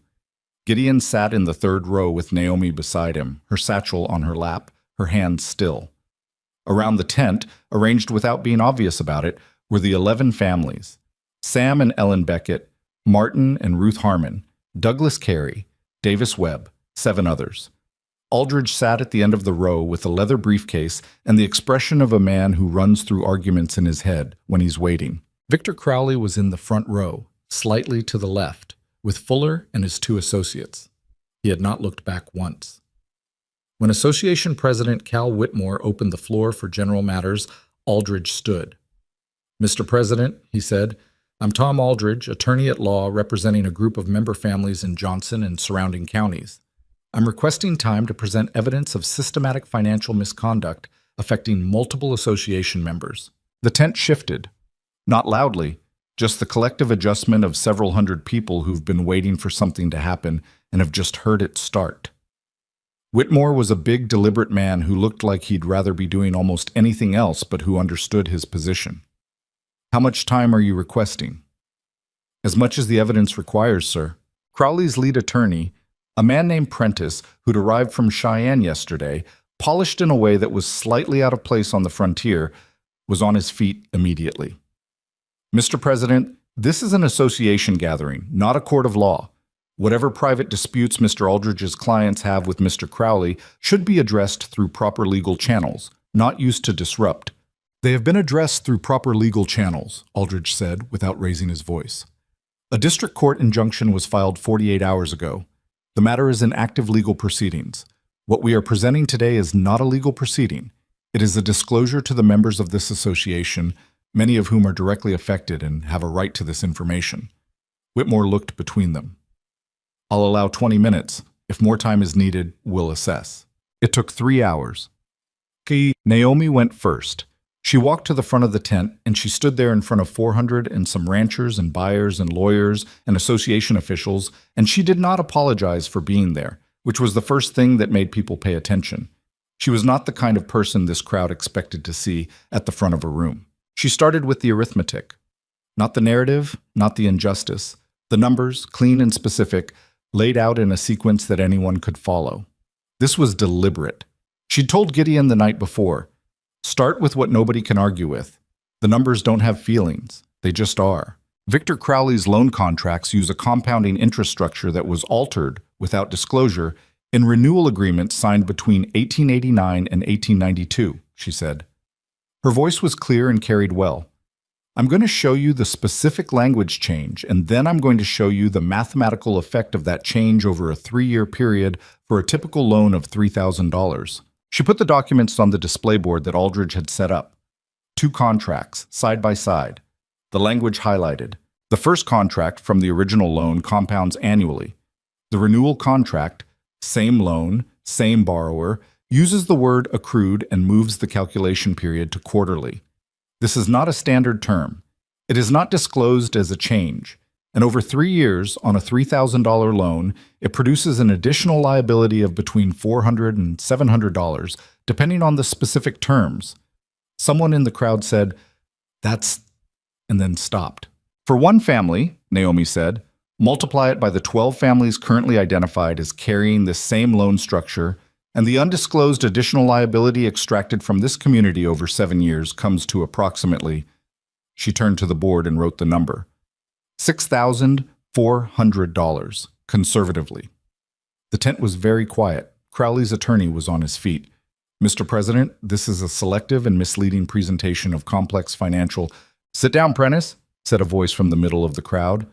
It was a rancher Gideon didn't know, a big man from the far side of the county, by the look of him, who clearly didn't work for Crowley and equally clearly didn't like lawyers from Cheyenne telling him what he was and wasn't hearing correctly. Let her finish. Whitmore made a gesture that Prentice chose to interpret as an instruction to sit. Naomi continued. She moved from the interest structure to the survey discrepancy. The 1882 and 1891 surveys of Plummer Creek, the moved markers, the Crowley Holdings registration in Cheyenne. She put the survey copies on the board side by side. The difference was visible even from the back of the tent, once she'd drawn the relevant boundary lines in red chalk. The water rights to Plummer Creek, if the 1891 survey were accepted as valid, would transfer control of agricultural water access for 6 properties to a holding company registered to Victor Crowley.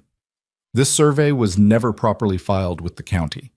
It was created, we believe, as preparation for a future legal challenge that would be brought once those 6 properties were in foreclosure and unable to mount an adequate defense. Fuller, the assessor, had gone the color of old chalk. Gideon watched him from 3 rows back and thought about Marsh's quiet words in the churchyard. 2 men who died in circumstances I've been reconsidering. Then Naomi picked up Nathan's pages. My father was Nathan Whitaker. Some of you knew him. He was an accountant in this county for 22 years. Before he died, he compiled this record. She held up the authenticated copies. In it, he documents the survey manipulation, the loan term alterations, and this. She turned to a specific page. A payment from Crowley's operating account to County Assessor Gerald Fuller. 2 payments, actually, undisclosed, in exchange for the altered survey certifications. Fuller stood up. He didn't say anything. He just stood up, which was somehow worse than if he'd spoken. Sit down, Gerald, Whitmore said.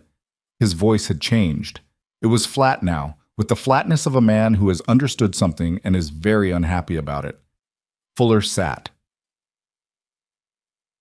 Then the families came forward, one at a time, without ceremony, without drama, just people standing up in a tent full of their peers and saying what had happened to them.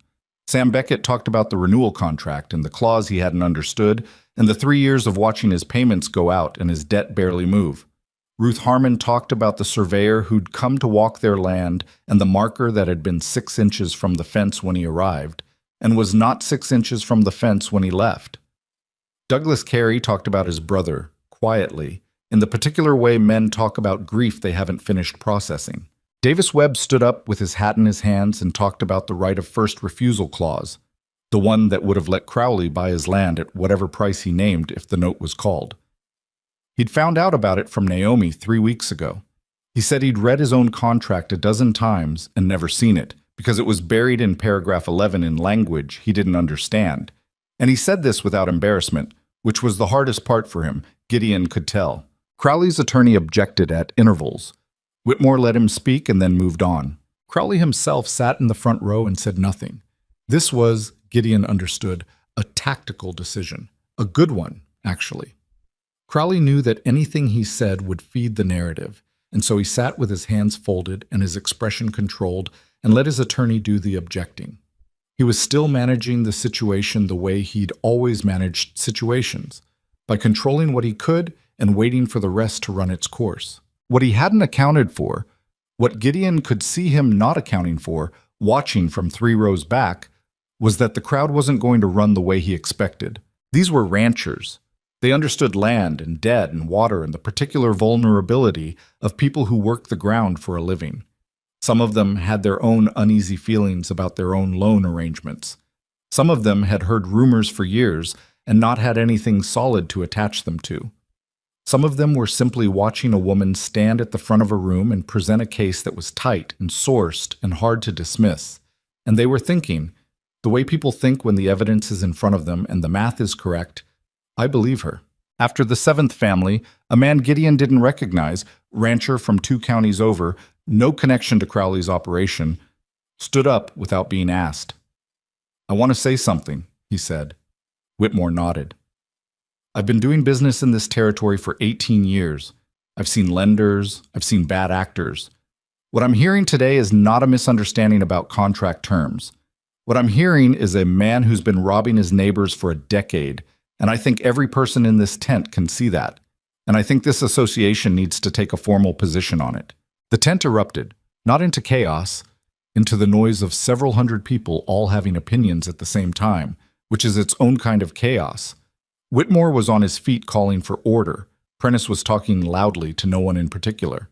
Crowley finally moved, turned in his seat and scanned the room, and Gideon saw it then, the thing he'd been watching for. The moment when Victor Crowley understood that he'd lost the crowd. He'd held this county for 20 years by controlling who spoke and who was heard and what the room believed. He did not know how to be in a room that wasn't his. Gideon felt Naomi's hand close on his arm. Not dramatically, just a brief, firm grip. The grip of someone who needs a second of contact and doesn't have a better way to express it. He put his hand over hers once and then let go. Prentice tried 3 more times that afternoon. He challenged the authentication of Nathan's records, and Aldridge produced the county clerk's certification of Nathan's handwriting, which had been obtained from 15 years of notarized documents. He challenged the chain of custody for the survey copies, and Naomi explained in patient detail the process by which she'd obtained them from the county seat, with the date stamps and the clerk's signature visible on each copy. He argued that the interest calculation differential could be explained by standard market rate adjustments, and a rancher from Naomi's left who happened to be a former bank examiner from Omaha stood up uninvited and said flatly that it could not. That was the moment that did it. Not dramatically, not with any particular finality. The legal proceedings were still months away, and everyone in the tent knew it. But a former bank examiner from Omaha saying that math is not a market adjustment, that is a deliberate alteration in front of 400 people, was not something Prentice could reframe. At 5 in the afternoon, Whitmore called a recess. He pulled Aldridge and Crowley's attorney into a side conversation that lasted 20 minutes, while the crowd milled and the late light came through the tent seams at a low angle that made everything look tired and real. Gideon stood with Naomi near the side of the tent. She looked like he felt exhausted in a way that went all the way down, the particular emptiness after a long, sustained effort. Her hair had come partly loose during the afternoon, and she hadn't bothered to fix it. She was looking at nothing specific, processing. Fuller's going to talk, Gideon said. He'd been watching the assessor for the past hour. He's scared enough. Yes. She rubbed her face with both hands, briefly, unselfconsciously. Did you see Crowley's face when the bank examiner spoke? I did. He didn't know he was in the room. A pause. He has those 2 men he arrived with, probably his own witnesses or character vouchers. But after today, he's not going to find anyone in this territory willing to stand up for his character. His lawyers in Cheyenne. Yes, that's where it gets difficult. She looked at him. He's going to fight this through the courts. He has the money and the contacts to drag it out for a long time, and he knows that dragging it out costs the families more than it costs him. Aldridge knows that too. Aldridge is one man. She looked back at the tent. We need the territorial investigation. If the district court refers it to the territorial attorney's office, it becomes a criminal matter, and Crowley's personal money doesn't protect him the same way. Whitmore came back. He announced that the association would be formally requesting a territorial investigation, that a letter would be submitted to the district court the following week, and that the Gatherings land auction, 3 parcels that Aldridge had noted pointedly in his presentation, were all being sold through Crowley's brokerage, would be postponed pending review of title records. It wasn't a conviction. It wasn't even close to a conviction, but it was the first thing that had ever publicly, formally, said, "This man's business is being looked at." Victor Crowley left the tent without speaking to anyone. Fuller went with him, which was probably the worst decision Fuller could have made, and which told Gideon everything about how scared he was. The families came and found Gideon and Naomi near the side of the tent, one by one or in small groups. The Becketts first, Sam gripping Gideon's hand with the force of someone who doesn't quite trust that the thing that just happened actually happened. Ellen stood with her arm through Naomi's and didn't say anything, which was more than enough. Martin Harmon shook Naomi's hand with the formal, slightly awkward sincerity of a man who isn't practiced at admitting he was wrong about something. "You did good today," he said. "I want you to know I understand what it cost, standing up there like that." Naomi looked at him with those even, measuring eyes. "It cost less than I expected," she said, "because I wasn't standing up there alone." It was the most personal thing Gideon had heard her say in public. He thought Harmon understood it from the way his expression changed. They drove home in the dark, the same road they'd ridden that first day to the Beckett Ranch, now familiar in the way that roads become familiar when you've traveled them enough times in enough weathers. The fairgrounds faded behind them, the lights of Red Hollow growing distant. Naomi was quiet for most of the first hour. She had the satchel still on her lap and her hands resting on top of it, and she was looking at the road the way she looked at the road when she was working through something. "It's not over," she said finally. "No. He's going to go after individuals. Try to settle quietly with some of them, isolate the ones who are most afraid, make the whole thing look like a personal dispute rather than a pattern." She wasn't wrong. Gideon had been thinking the same thing. We need to make sure everyone understands that they don't take the settlement without Aldridge seeing it first. I'll ride to each ranch this week. I'll come to the Beckett place and the Harmons. She paused. And I need to write to the widow, Solberg's widow. Adelaide found an address. She's in Nebraska now. She looked at her hands. She deserves to know what happened, and if she's willing to add her account, it makes the pattern harder to ignore. That might take weeks. She might not respond. She might not. Naomi looked at the road. But she should have the chance. They drove on. The snow from the night before was mostly gone, except in the shadows of the hills where the sun hadn't reached. The sky was clear and there were more stars than you could ever count, the frontier sky that Gideon had grown up under and never quite gotten used to. "Naomi," she looked at him, "you knew, at the start of this, when you told me about Crowley and what your father had found. You said you didn't know exactly what he wanted, but you knew he wanted something." Gideon kept his eyes on the road. "Did you know then that it would go this far?" She was quiet for a moment, honest the way she was always honest, without softening things unnecessarily. "No," she said. "I thought it would be smaller. One family, maybe 2. A contract dispute." She looked down at the satchel. "I didn't know my father had found all of it. I didn't know it went to Fuller or that it affected water rights for the whole Creek Valley." A pause. "I just knew something was wrong, and I was in a position to look. That's all it took." She looked at him sideways, the same look as last night on the porch, taking stock of something still being counted. "You walked down the aisle," she said, "in the church. That's all it took for that." He didn't know what to say to that exactly. It seemed like the kind of thing that didn't need an answer. He kept his hands on the reins and they drove through the dark with the stars overhead and the mud soft under the wheels, and somewhere behind them Victor Crowley was in a very different kind of dark. The kind you build for yourself, one bad decision at a time, and then find yourself inside without quite knowing how the walls got so close. The ranch came into view over the last rise. Lights off, cold, The barn door needing to be latched before morning. Ordinary things. Real things. They still had a long road ahead. But tonight, Gideon thought, tonight they'd earned the quiet. The territorial investigation took 4 months. Gideon had known it would take time. Aldridge had told them both, plainly, that these things moved at the pace of institutions, which was to say slowly and with considerable friction. What he hadn't fully anticipated was what 4 months felt like from the inside.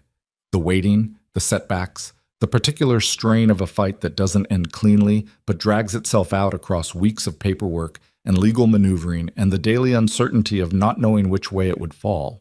Crowley's lawyers were as good as advertised.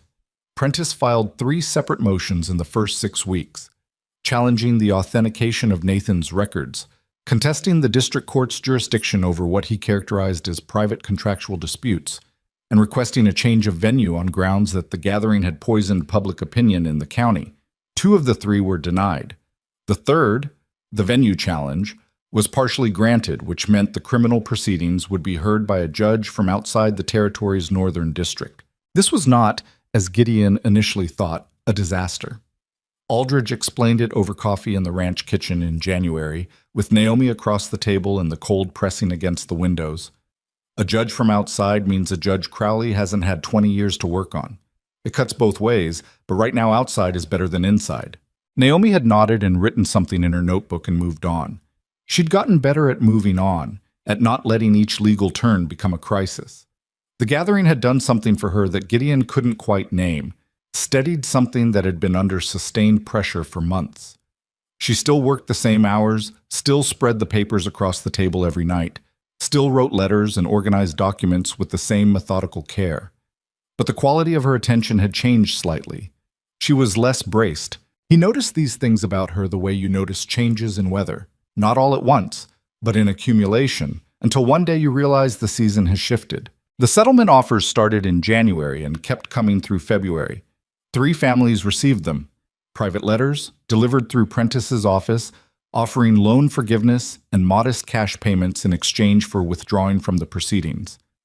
The amounts varied, and Gideon suspected the variation was deliberate, calibrated to each family's particular desperation, the way Crowley calibrated everything. He rode to each family personally, not to tell them what to do. That wasn't his place, and he knew it, but to make sure they understood what Aldridge had told him, that accepting a settlement without legal review would likely include a non-disclosure clause, which meant their testimony would be gone from the record, which meant the criminal case would be weaker, which meant other families, future families, stayed unprotected. 2 families held, 1 didn't. The Prentice family took the settlement in February, and Gideon understood it without anger. They had 4 children. The youngest was sick with something the doctor couldn't quite name, and the cash offer was enough to cover the medical bills and get them through the spring. He would have done the same thing, probably, in that position. The world doesn't always give you the luxury of the principled choice, he told Naomi on the drive home from the Prentice place. She was quiet for a while. Does it hurt the case? He asked. It weakens it. It doesn't break it. She looked at the road. Aldridge says we still have 10 families, and we have my father's records, which don't depend on anyone's willingness to testify. A pause. The Prentice family needed to survive. That's not wrong. He looked at her. You're not angry. I was, for about 10 minutes. She almost smiled. Then I thought about Clara Prentice and that little boy, and the anger went away. She looked at the road again. We don't get to ask people to sacrifice their children for the principle. He didn't say anything. He just drove. The letter from Marta Solberg arrived in the 3rd week of February, forwarded through Adelaide Marsh, postmarked from a small town in Nebraska that Gideon had never heard of.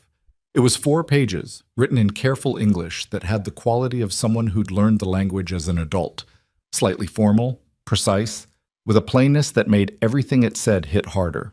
Naomi read it at the kitchen table while Gideon was outside fixing the fence section that had been buckling since the fall.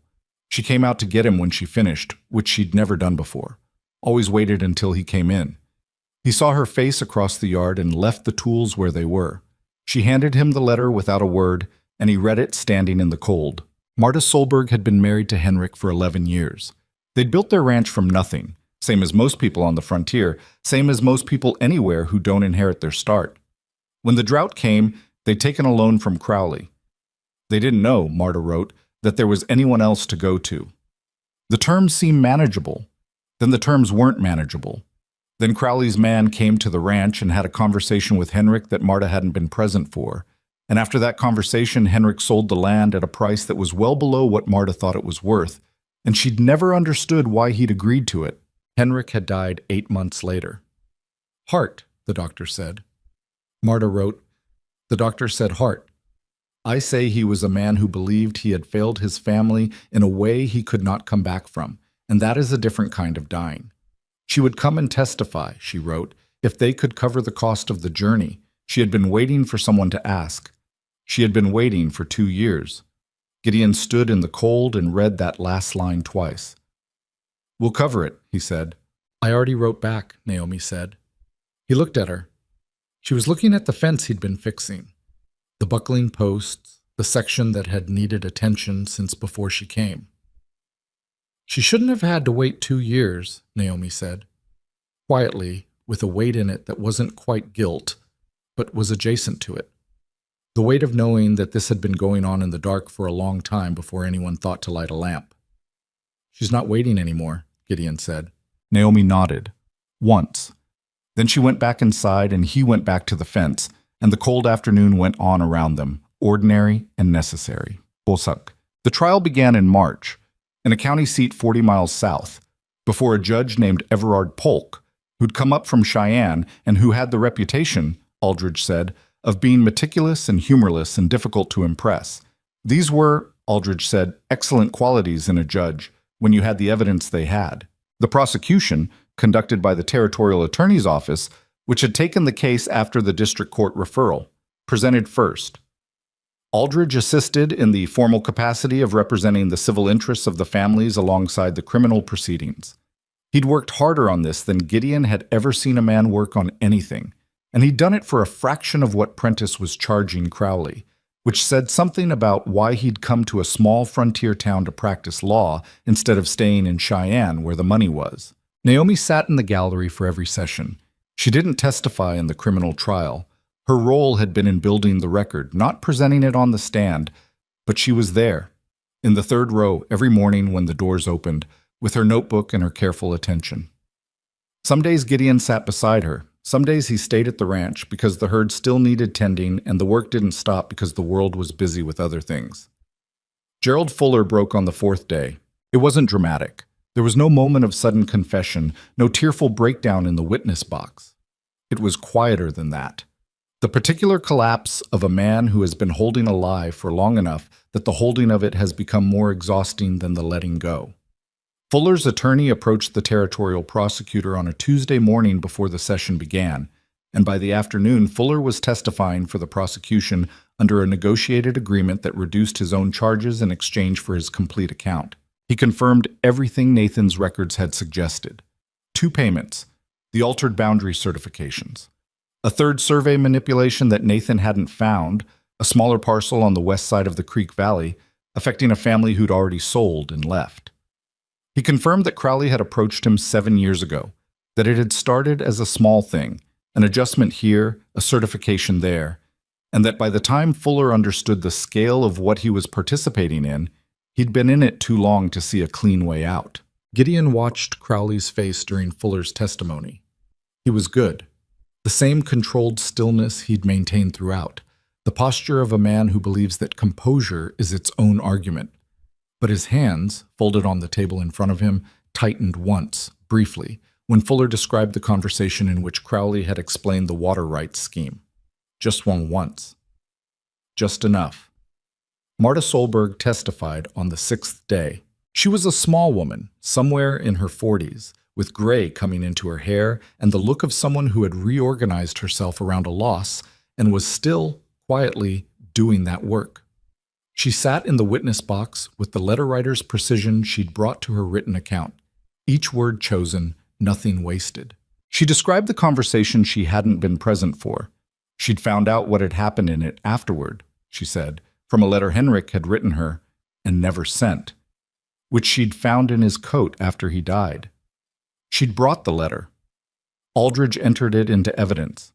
In the letter, which the court recorder read aloud at Aldridge's request, Henrik Solberg described being told by Crowley's man that if he didn't sell voluntarily, Crowley would call the note, take the land through foreclosure, and file additional legal claims that would tie up any assets Henrik had in litigation for years. He described signing the sale agreement because he couldn't see any other way to leave his wife with something. He described being ashamed. He described not telling Marta because he didn't know how. The courtroom was very quiet. Gideon looked at his hands. There are things that happen in the world that don't have a clean word for what they are. Henrik Solberg had not been murdered, but he'd been pushed to a place from which he couldn't find his way back by a man who'd calculated that he could be pushed there, and that had killed him as surely as a bullet. It was just slower and harder to see and easier to call something else. Marta Solberg stepped down from the witness box and walked past the gallery without looking at anyone, and Gideon thought she was probably the bravest person in the room because she'd come 2 states to say the hardest thing she knew, and she'd said it without shaking. What?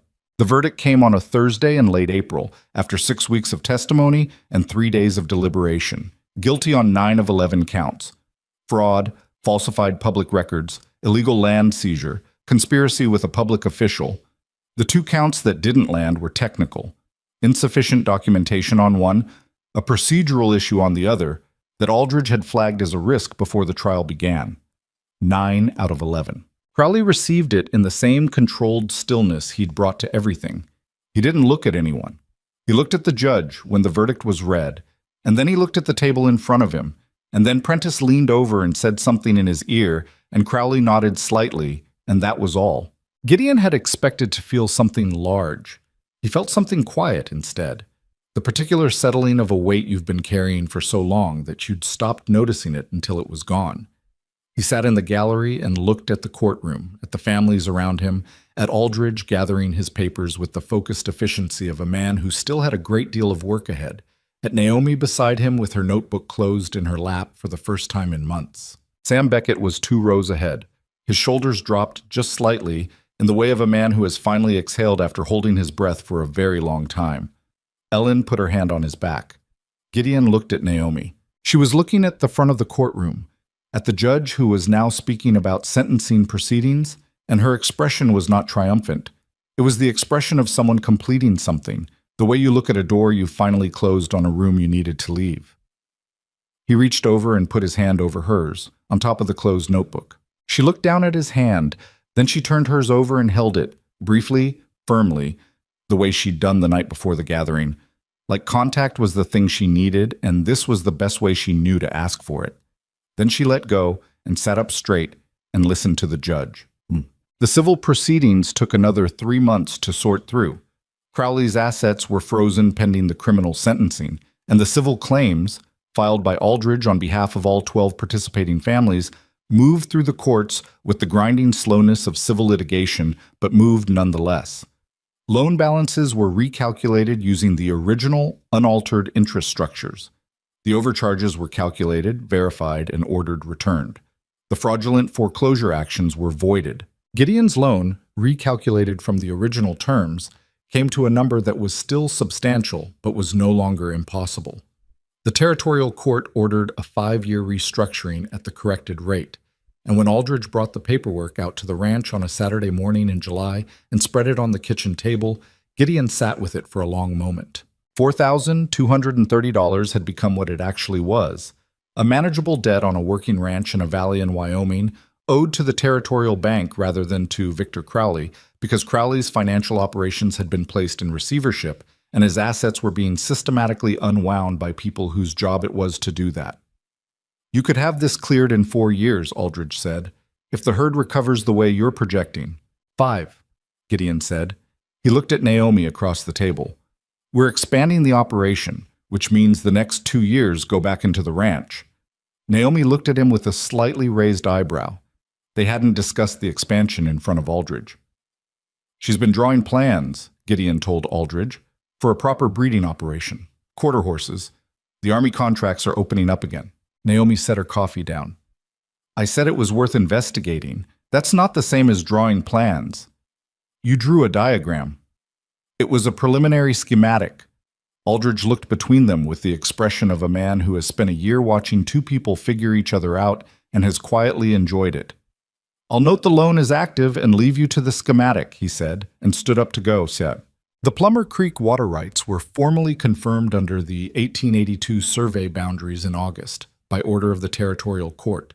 The 1891 survey, Crowley's manufactured document, was declared void and removed from the county records. Fuller lost his position as assessor and pled to reduce charges, receiving a suspended sentence that required him to provide full cooperation in the remaining civil proceedings and to leave public office permanently. The Harmon family repaired their fence line and didn't have to sell their east pasture. The Beckett Ranch brought in a strong calf crop that fall, enough that Sam was able to make 2 loan payments at once and not think about the third one for 3 months. Douglas Carey's situation was more complicated. He was older and the fight had taken something from him that recovery couldn't quite put back. But his land was his, and that was what he'd fought for. Davis Webb's wife had her 3rd child in June, a girl, which Webb announced to anyone who would stand still long enough to hear it. He named her Ruth, after Ruth Harmon, which was the kind of thing that happens in communities that have been through something together and want to mark it. Marta Solberg received a settlement from Crowley's estate that included the assessed value of what Henrik's land had been worth at the time of the sale, not the price Crowley's man had forced him to take. She didn't come back to Wyoming, but she wrote to Naomi in September, a shorter letter this time, and at the end of it she said, "I thought I was coming to testify for a case. I understand now I was coming to give Henrik's death a true name. That is worth more than the money." Naomi kept that letter in the front of her notebook. Gideon saw it there when she opened it, for months after, not filed away, not organized into the broader record, just kept close. Red Hollow changed in the way that small towns change after something large happens in them. Slowly, imperfectly, in fits and starts, with some people adjusting more gracefully than others. The women who'd whispered at the church on the wedding day didn't suddenly become different women. Some of them came around in the honest way. Hattie Donnelly, who'd always been decent, became a genuine friend to Naomi over the winter, the kind of friendship built on shared work and practical trust rather than sentiment. A few others managed a version of acknowledgement that was close enough to respect that Naomi accepted it without asking for more. Others simply went quiet on the subject, which was its own kind of adjustment. Walt Pruitt from the feed store came out to the ranch one afternoon in October with a delivery that was legitimately scheduled and also, clearly, an excuse. He stood in the yard for a few minutes longer than the delivery required, and finally said to Naomi, who happened to be the one who'd come out, "I want to say something I should have said a while ago." Naomi waited. "When Crowley came to me, when he was asking questions about you and calling you—" Walt stopped. His neck had gone red. "I didn't say anything back to him. I should have." Naomi looked at him. She was quiet for a moment, in the particular way she was quiet when she was deciding something. "You came out here and told us he was asking," she said, "in the moment when you could have not done that." She paused. "That wasn't nothing, Walt." He nodded. He still looked uncomfortable, which was right. Some discomfort is earned and useful. But he left a little lighter than he'd arrived, and Gideon, who'd watched the whole thing from the barn doorway, thought, "That's how it actually works. Not grand gestures, not clean transformations, just people, one at a time, deciding to be a little better than they were the last time." Victor Crowley was sentenced in November to 7 years in the Territorial Penitentiary. His properties were sold. His financial holdings were liquidated. The large house on the hill above Merchant Street sat empty through the winter and was eventually purchased by a family from the east who had no idea what had happened there and repainted the shutters a cheerful green that looked slightly wrong against the Wyoming sky, but was nobody's fault. Gideon heard the sentencing news from Aldridge by letter, on a Tuesday when there was snow on the ground and the horses needed to be moved to the lower pasture. He read it, and then went and moved the horses, and then came back inside and told Naomi, who was at the table with what was, legitimately, a schematic for the breeding operation, diagrams in her precise handwriting, measurements, cost projections. 7 years, she said. Yes. She was quiet for a moment. Fuller gets the suspended sentence, and Crowley gets 7 years. That's how it went. It's not enough. She set her pen down, said it plainly, without drama, the way she said true things. For what he did to those families, for Henrik Solberg. 7 years isn't enough. No, Gideon agreed. It isn't. They sat with that for a moment. The imperfection of it, the way justice in the real world comes in the shape it comes in and not the shape you needed. The law had done what the law could do. The gap between that and what was actually owed was something nobody had a mechanism to close. But it's over, Naomi said finally. It's a real number, a door that shuts. Yes. She picked up her pen and looked at her schematic. I want to break ground on the east section in April, before the mud season. He looked at the diagram. He'd been looking at it unofficially for weeks. It was a good plan. Careful, realistic, built on what they actually had rather than what would be convenient to assume. All right, he said, but the following spring, Gideon Hale stood at the fence line of the east pasture and watched his wife measure the ground for an operation that hadn't existed 6 months ago and would, if her projections held, change the character of the ranch within 3 years. She was pacing the boundary with a measuring line and calling numbers back to Sam Beckett's oldest boy, who'd come to help and who was writing them down in a ledger because Naomi had decided he needed to learn bookkeeping and had simply begun teaching him, without anyone making a formal arrangement about it. The boy, 16, serious, with his father's tendency to work hard at things without making a fuss about it, was taking careful notes and asking occasional questions that Naomi answered in full, which was how she treated everyone who asked her honest questions. Gideon leaned on the fence and watched the two of them move through the new grass of the east pasture, and he thought about the morning a year and a half ago when he'd ridden into Red Hollow to sign his life away and come home with a different life than the one he'd expected. He thought about a woman walking down a church aisle, with her chin up while the room laughed at her, and a kitchen table covered in papers, and a loose board under a desk in an empty house, and a courtroom in a county 40 miles south, where a room full of people had listened to 11 families say what had happened to them. He thought about what it means to be underestimated. Not the insult of it. That part is just weather, just something that happens to you.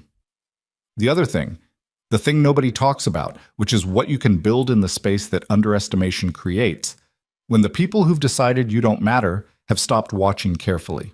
Crowley had arranged a marriage to neutralize a threat he could see coming.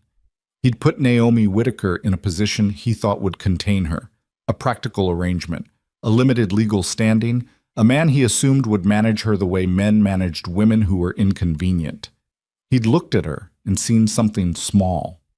He'd been wrong in the way that powerful people are sometimes wrong, completely, and at the root, and in a direction they can't recover from. What he hadn't seen, because he hadn't looked, was that she'd spent 31 years being told she was too much, too precise, too direct, too serious, too odd, and she'd used every one of those years to become exactly what she was, and what she was turned out to be the specific thing this specific situation needed.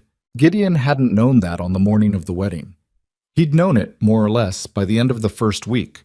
He knew it the way you know things that are true without argument, not because someone told you, but because you watched it be true, over and over, until you couldn't pretend otherwise. She was not easy. She was not warm in the conventional sense.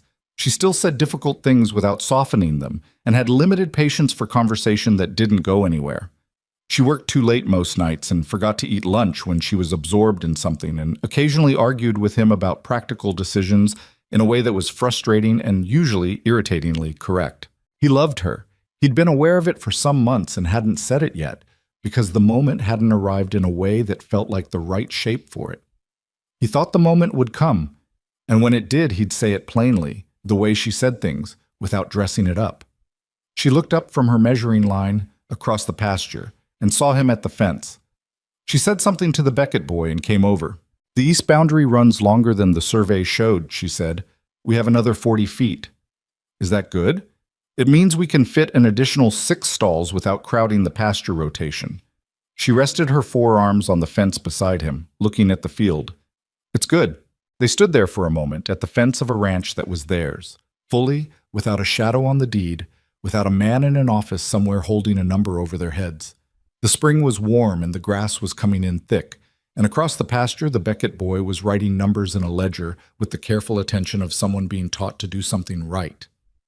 My father would have liked this, Naomi said. She said it simply, not with grief, just with the plain fact of it. Tell me something about him. She looked at him, slightly surprised. Not by the question, but by the wanting. She wasn't used to people wanting the specific details of her. He used to work at the kitchen table at night, she said. Same as I do. He'd be there when I went to bed and there when I woke up sometimes, with the lamp burned low and papers everywhere. A small pause. He used to say the numbers were honest. That was what he liked about them. Whatever else was confusing or unfair, the numbers just were what they were. She looked at the field. I think that's why I trusted them, when I didn't trust much else. Gideon thought about that, about a girl learning the world through her father's accounting books, about what it teaches you, when the most reliable thing you know is the language of what's true. He was right, Gideon said, about you knowing where to look. She was quiet for a moment, then, he was right about a lot of things. She looked at him sideways. He was wrong about some things, too. He thought I'd never find anyone who could stand me. Harsh assessment. He was an honest man. But there was something in her voice that was very nearly fond. For the record, Gideon said, I find you entirely standable. She made the sound that was almost a laugh, the one he'd first heard on the road to Buffalo, and that he'd been quietly collecting ever since. What a thing to say to your wife. I mean it as a compliment. I know you do. She looked at the field. That's the strange part. They stood at the fence of their east pasture in the spring, in the particular comfortable quiet of two people who have been through something difficult together and come out the other side not unscathed but intact, and who have learned in the process the shape of each other. Not a perfect shape, not a smooth or easy one. Two people who'd both been broken in different ways by different losses, who'd come together out of debt and suspicion and practical necessity, and who'd found, not romance, not the story that gets told at weddings, but something more durable. The thing that grows when two people decide, without saying it in so many words, to face the same direction. The frontier doesn't care about your story. It cares about whether you can work and endure and adapt. It doesn't give you what you planned for. It gives you what it gives you, and the question is what you do with it. Naomi Whitaker had been given a town that laughed at her, and a father who died before she was ready, and a life that required her to be stronger than anyone should have to be alone. She'd taken all of that and built something with it, not in spite of the hard parts, but partly because of them. The precision, the directness, the refusal to pretend things were other than they were. Gideon Hale had been given debt and grief and a ranch that was trying to die. He'd taken a step down a church aisle that he couldn't entirely explain, and the rest had followed from that. Not because the step was heroic, because sometimes the right small thing, done at the right moment, opens a door you didn't know was there. Across the valley, Plummer Creek ran where it had always run, along the boundaries that had always been true. Past the Beckett land and the Harmon land and the Carey place and 6 others, carrying water that belonged to the people who'd built their lives beside it. The survey markers stood where they were supposed to stand. The records at the county seat reflected what was real. It was not a transformed world. It was the same hard country it had always been, with the same weather and the same work and the same uncertainty that came with trying to build something in a place that didn't promise you anything. But it was an honest world, at least in this valley, at least for now. And in a place where honesty had been deliberately undermined for years, that was not a small thing. The Beckett boy called something across the pasture, a question about the measurements, and Naomi pushed off the fence and called back the answer without looking at a single note. Gideon watched her walk back across the new grass, toward the work that was always waiting, and thought, this is what it looks like. Not the grand version, not the clean version, just 2 people, a piece of land, and the decision made again every morning to keep going.